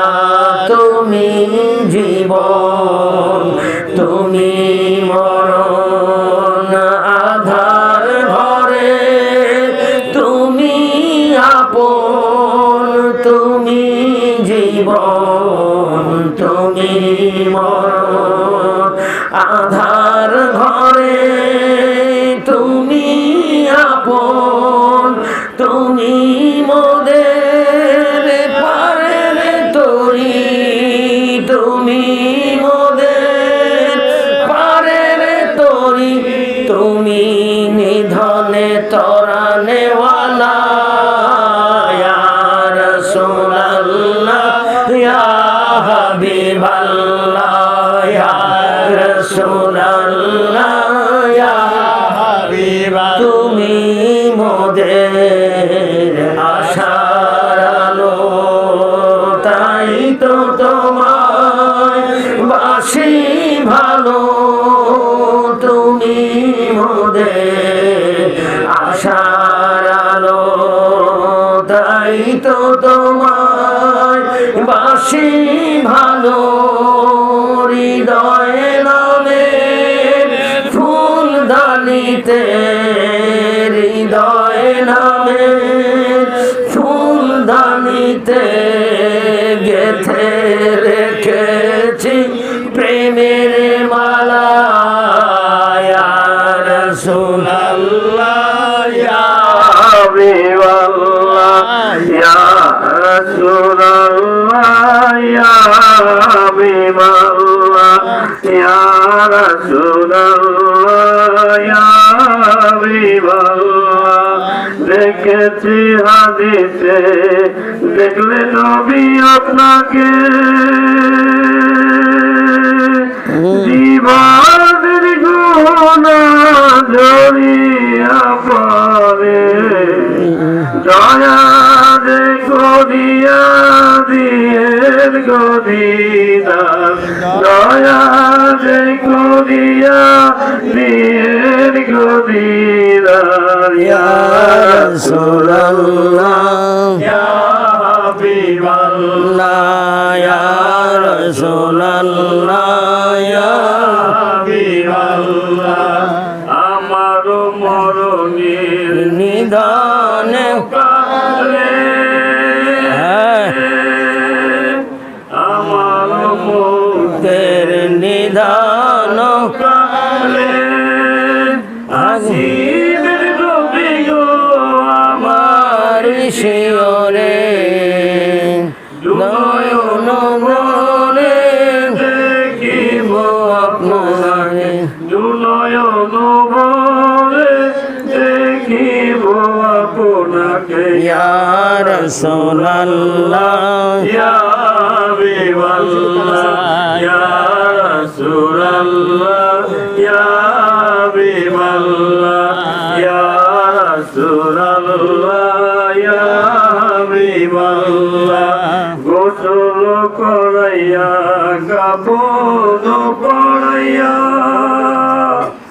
গোসল করাইয়া কাপড় পরাইয়া, রাখিবে যখন কবরে রাখিয়া, গোলাম বলিয়া কোলে নিবেন গো তুলিয়া, গোলাম বলিয়া কোলে নিবেন গো তুলিয়া, ইয়া রাসূলুল্লাহ ইয়া হাবিবাল্লাহ, ইয়া রাসূলুল্লাহ ইয়া হাবিবাল্লাহ, মুনকার নাকির আসিয়া সোয়াল করবেন বসাইয়া,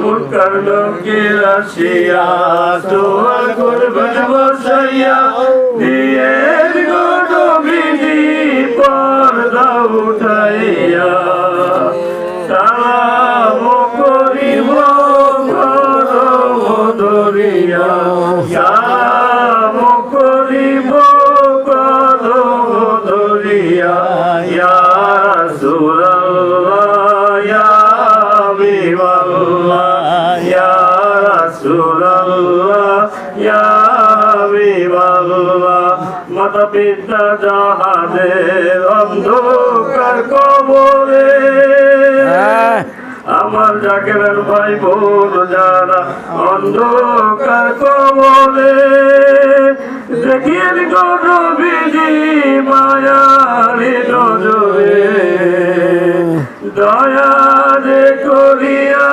দিয়ে গদিদার দয়া যে করিয়া বিরায়ের কাউসার ইয়া রাসূলুল্লাহ ইয়া হাবিবাল্লাহ ইয়া রাসূলুল্লাহ ইয়া হাবিবাল্লাহ আপনার নূরের ঝলক লাগিয়া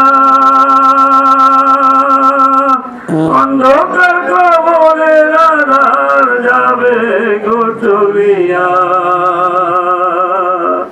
আপনার নূরের ঝলক লাগিয়া অন্ধকার কবরের আধার যাবে গো চলিয়া দয়া যে করিয়া দিয়েন গদিদার দয়া যে করিয়া দিয়েন গদিদার ইয়া রাসূলুল্লাহ ইয়া হাবিবাল্লাহ ইয়া রাসূলুল্লাহ ইয়া হাবিবাল্লাহ আসরের ময়দানে তামার জমিনে আসরের ময়দানে তামার জমিনে কাঁদিব যখন পানি রপিয়াছে দয়া যে করিয়া দিয়ে গদিদার দয়া যে করিয়া বিরায়ের কাউসার ইয়া রাসূলুল্লাহ ইয়া হাবিবাল্লাহ ইয়া রাসূলুল্লাহ ইয়া হাবিবাল্লাহ ইয়া রাসূলুল্লাহ ইয়া হাবিবাল্লাহ। জোরে সরে বলি আলহামদুলিল্লাহ। সবাই নামাজের মতো বসে যান। তবু আমার মারা বড় করে মাথার ঘোমটা দিয়ে, যারা শিবরামপুর থেকে অনেক দূর দূরান্ত থেকে আসছেন, বড় করে মাথার ঘোমটা দিয়ে নাক বরাবর সবাই চক্ষু বন্ধ হয়, চক্ষু বন্ধ করে দেন। যাদের পায়ের সমস্যা আছে আরাম করে বসেন, আর যদি সমস্যা না থাকে নামাজের স্রোতে আত্মায়িত স্রোতে সবাই বসে আল্লাহর রাস্তায় সবাই চক্ষু বন্ধ করে ফেলি। চক্ষু বন্ধ করে বাম দিকে মাথা হালিয়ে মনের মাঝে ঢুকে যায় আল্লাহ, বাইরে চক্ষু বন্ধ করে দিয়েছি মাওলা, সত্যি সত্যি একদিন আমার চোখ বন্ধ হয়ে যাবে বাড়ি ঘর টাকা পয়সা সব পর হয়ে যাবে মাওলা। আল্লাহ নিজের পায়ে নিজেই কুরআন মেরেছি মাওলা, আমার কবরের সাথী কেউ হবে না মাওলা। আল্লাহ আমায় মারা গেলে 2 দিন 3 দিন 1 বছর পরে সবাই আমার কথা ভুলে যাবে মাওলা। একাই আসছি একাই চলে যাব মাওলা। আমার মতো গুনাহগার পাপী আর কেউ নাই মাওলা। এমন কোন গুনাহ নাই করি নাই, এমন কোন পাপ নাই করি নাই, কোরবানি বোধহয় একটা জীবনেও কবুল হয় নাই মাওলা। আল্লাহ হাজার হাজার মানুষ মক্কা মদিনায়, গতকাল আমার হাজিরা মদিনায় গেল মাওলা। আল্লাহ সবাই রে মদিনা নিলা, আমি যে গুনাহগার যেতে পারি নাই মাওলা। আল্লাহ দয়ার সাগর কত গুনাহ করেছি মাওলা, আমার মতো গুনাহগার পাপী আর কেউ নাই। কত নামাজ কাজা করেছি, রোজা কাজা করেছি, জেনা করেছি, বেবিচার করেছি মাওলা। ও আমার মায়েরা বাবারা কাঁদরে মা, এক ফোঁটা চোখের পানি ফেরে আল্লাহর দরবারে কাঁদেন। আল্লাহ আল্লাহ আমাদের ক্ষমা করে দেন, আমাদের জীবনের গুনাহগুলো মাফ করে দেন। আস্তাগফিরুল্লাহ রাব্বি মিন কুল্লি যামবিন ওয়া নবী বলেছে কান্না নাস্তে বানিয়ে বানিয়ে কাঁদো, মুখটা বাঁকা করে বলো আমি গুনাহগার। আস্তাগফিরুল্লাহ রাব্বি মিন কুল্লি যামবিন ওয়া কাদের চোখের পানি ফেলে কাঁদেন। আস্তাগফিরুল্লাহ দুঃখিনী মায়ের গুনাহ, বাবার গুনাহ, আত্মীয় স্বজনের, এলাকাবাসীর গুনাহ। আস্তাগফিরুল্লাহ রাব্বি মিন কুল্লি জামবিন। কার চোখ খালি গেল রে মা? আমার পাশের ভাই কান্দে, পাশের মা কান্দে, তোমার চোখে পানি নাই, তোমার কি গুনাহ নাই রে আল্লাহ? আমার গুনার খবর কেউ জানে না, তুমি ছাড়া মাওলা। কত জেনা করেছে, বিচার করেছি, নামাজ কাজা করেছি, রমজান মাসের দিনের বেলায় দরজা লাগায় পেট ভরে ভাত খাইছি মাওলা। সবাই রে ফাঁকি দিছি, তোমাকে ফাঁকি দিতে পারি না। ও আমার মায়েরা কাঁদরে, চোখের বাড়ি ফেলে কাঁদে। আস্তাগফিরুল্লাহ রাব্বি মিন কুল্লি জামবিন ওয়া তুব। খালি নিজের গুনাহ নয়, মায়ের কথা মনে করেন। আল্লাহ, আমার মা কুরবানি আসলে কত রঙের গোশত পাকায় খাওয়াইছিল। কুরবানি ঈদ আসলে আমার মা কার জানি মা নাই। মায়ের কথা মনে করো মা, মায়ের মতো আপন কেউ নাই। আমার মা কত কষ্ট করে, কত ত্যাগ স্বীকার, কত কুরবানি করে আমাকে বড় বানাইছে।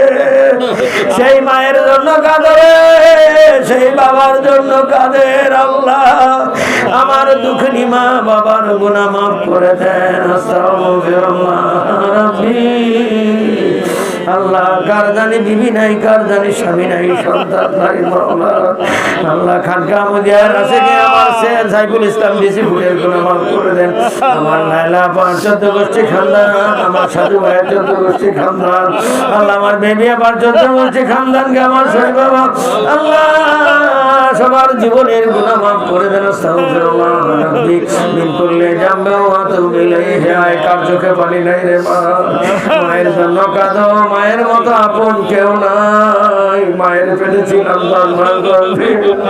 মায়ের মতো আপন কেউ নাই। মা আমাকে না খাওয়ায় কোনোদিন খাইতো না।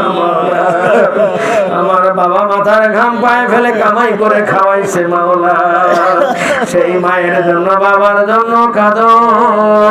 আমার দুঃখিনী মা বাবার গুনাহ মাফ করে দেন। আস্তাগফিরুল্লাহ রাব্বি মিন কুল্লি জামবিন ওয়া তুব ইলাইহি। লা হাওলা ওয়ালা কুওয়াতা ইল্লা বিল্লাহ। আউযু বিল্লাহি মিনাশ শাইতানির রাজিম। বিসমিল্লাহির রাহমানির। আমি আমার কলবের মধ্যে, আমার কলব, আমার হুজুর কিবলা, দাদু হুজুর কিবলা কলব ভাই আল্লাহ তাআলা, আল্লাহ তা যার বাইতে মুস্তাজমে জামি কো আল্লাহ গালতে জাত পাইতে লা ইলাহা ইল্লা আনতা সুবহানাকা ইন্নী কুনতু মিনাজ জালিমিন। ফাস্তাজাবনা লাহু ওয়া নাজাইনাহু মিনাল গাম্মি ওয়া কাযালিকা আয়াত শরীফ থেকে যারা মুসিবতের ভয়, হাকিকতে তওবার ভয়, সেবার ভয় আমার কলব থেকে আল্লাহ তোমার যে বান্দি ঢাকা গেল আর তার পরিবার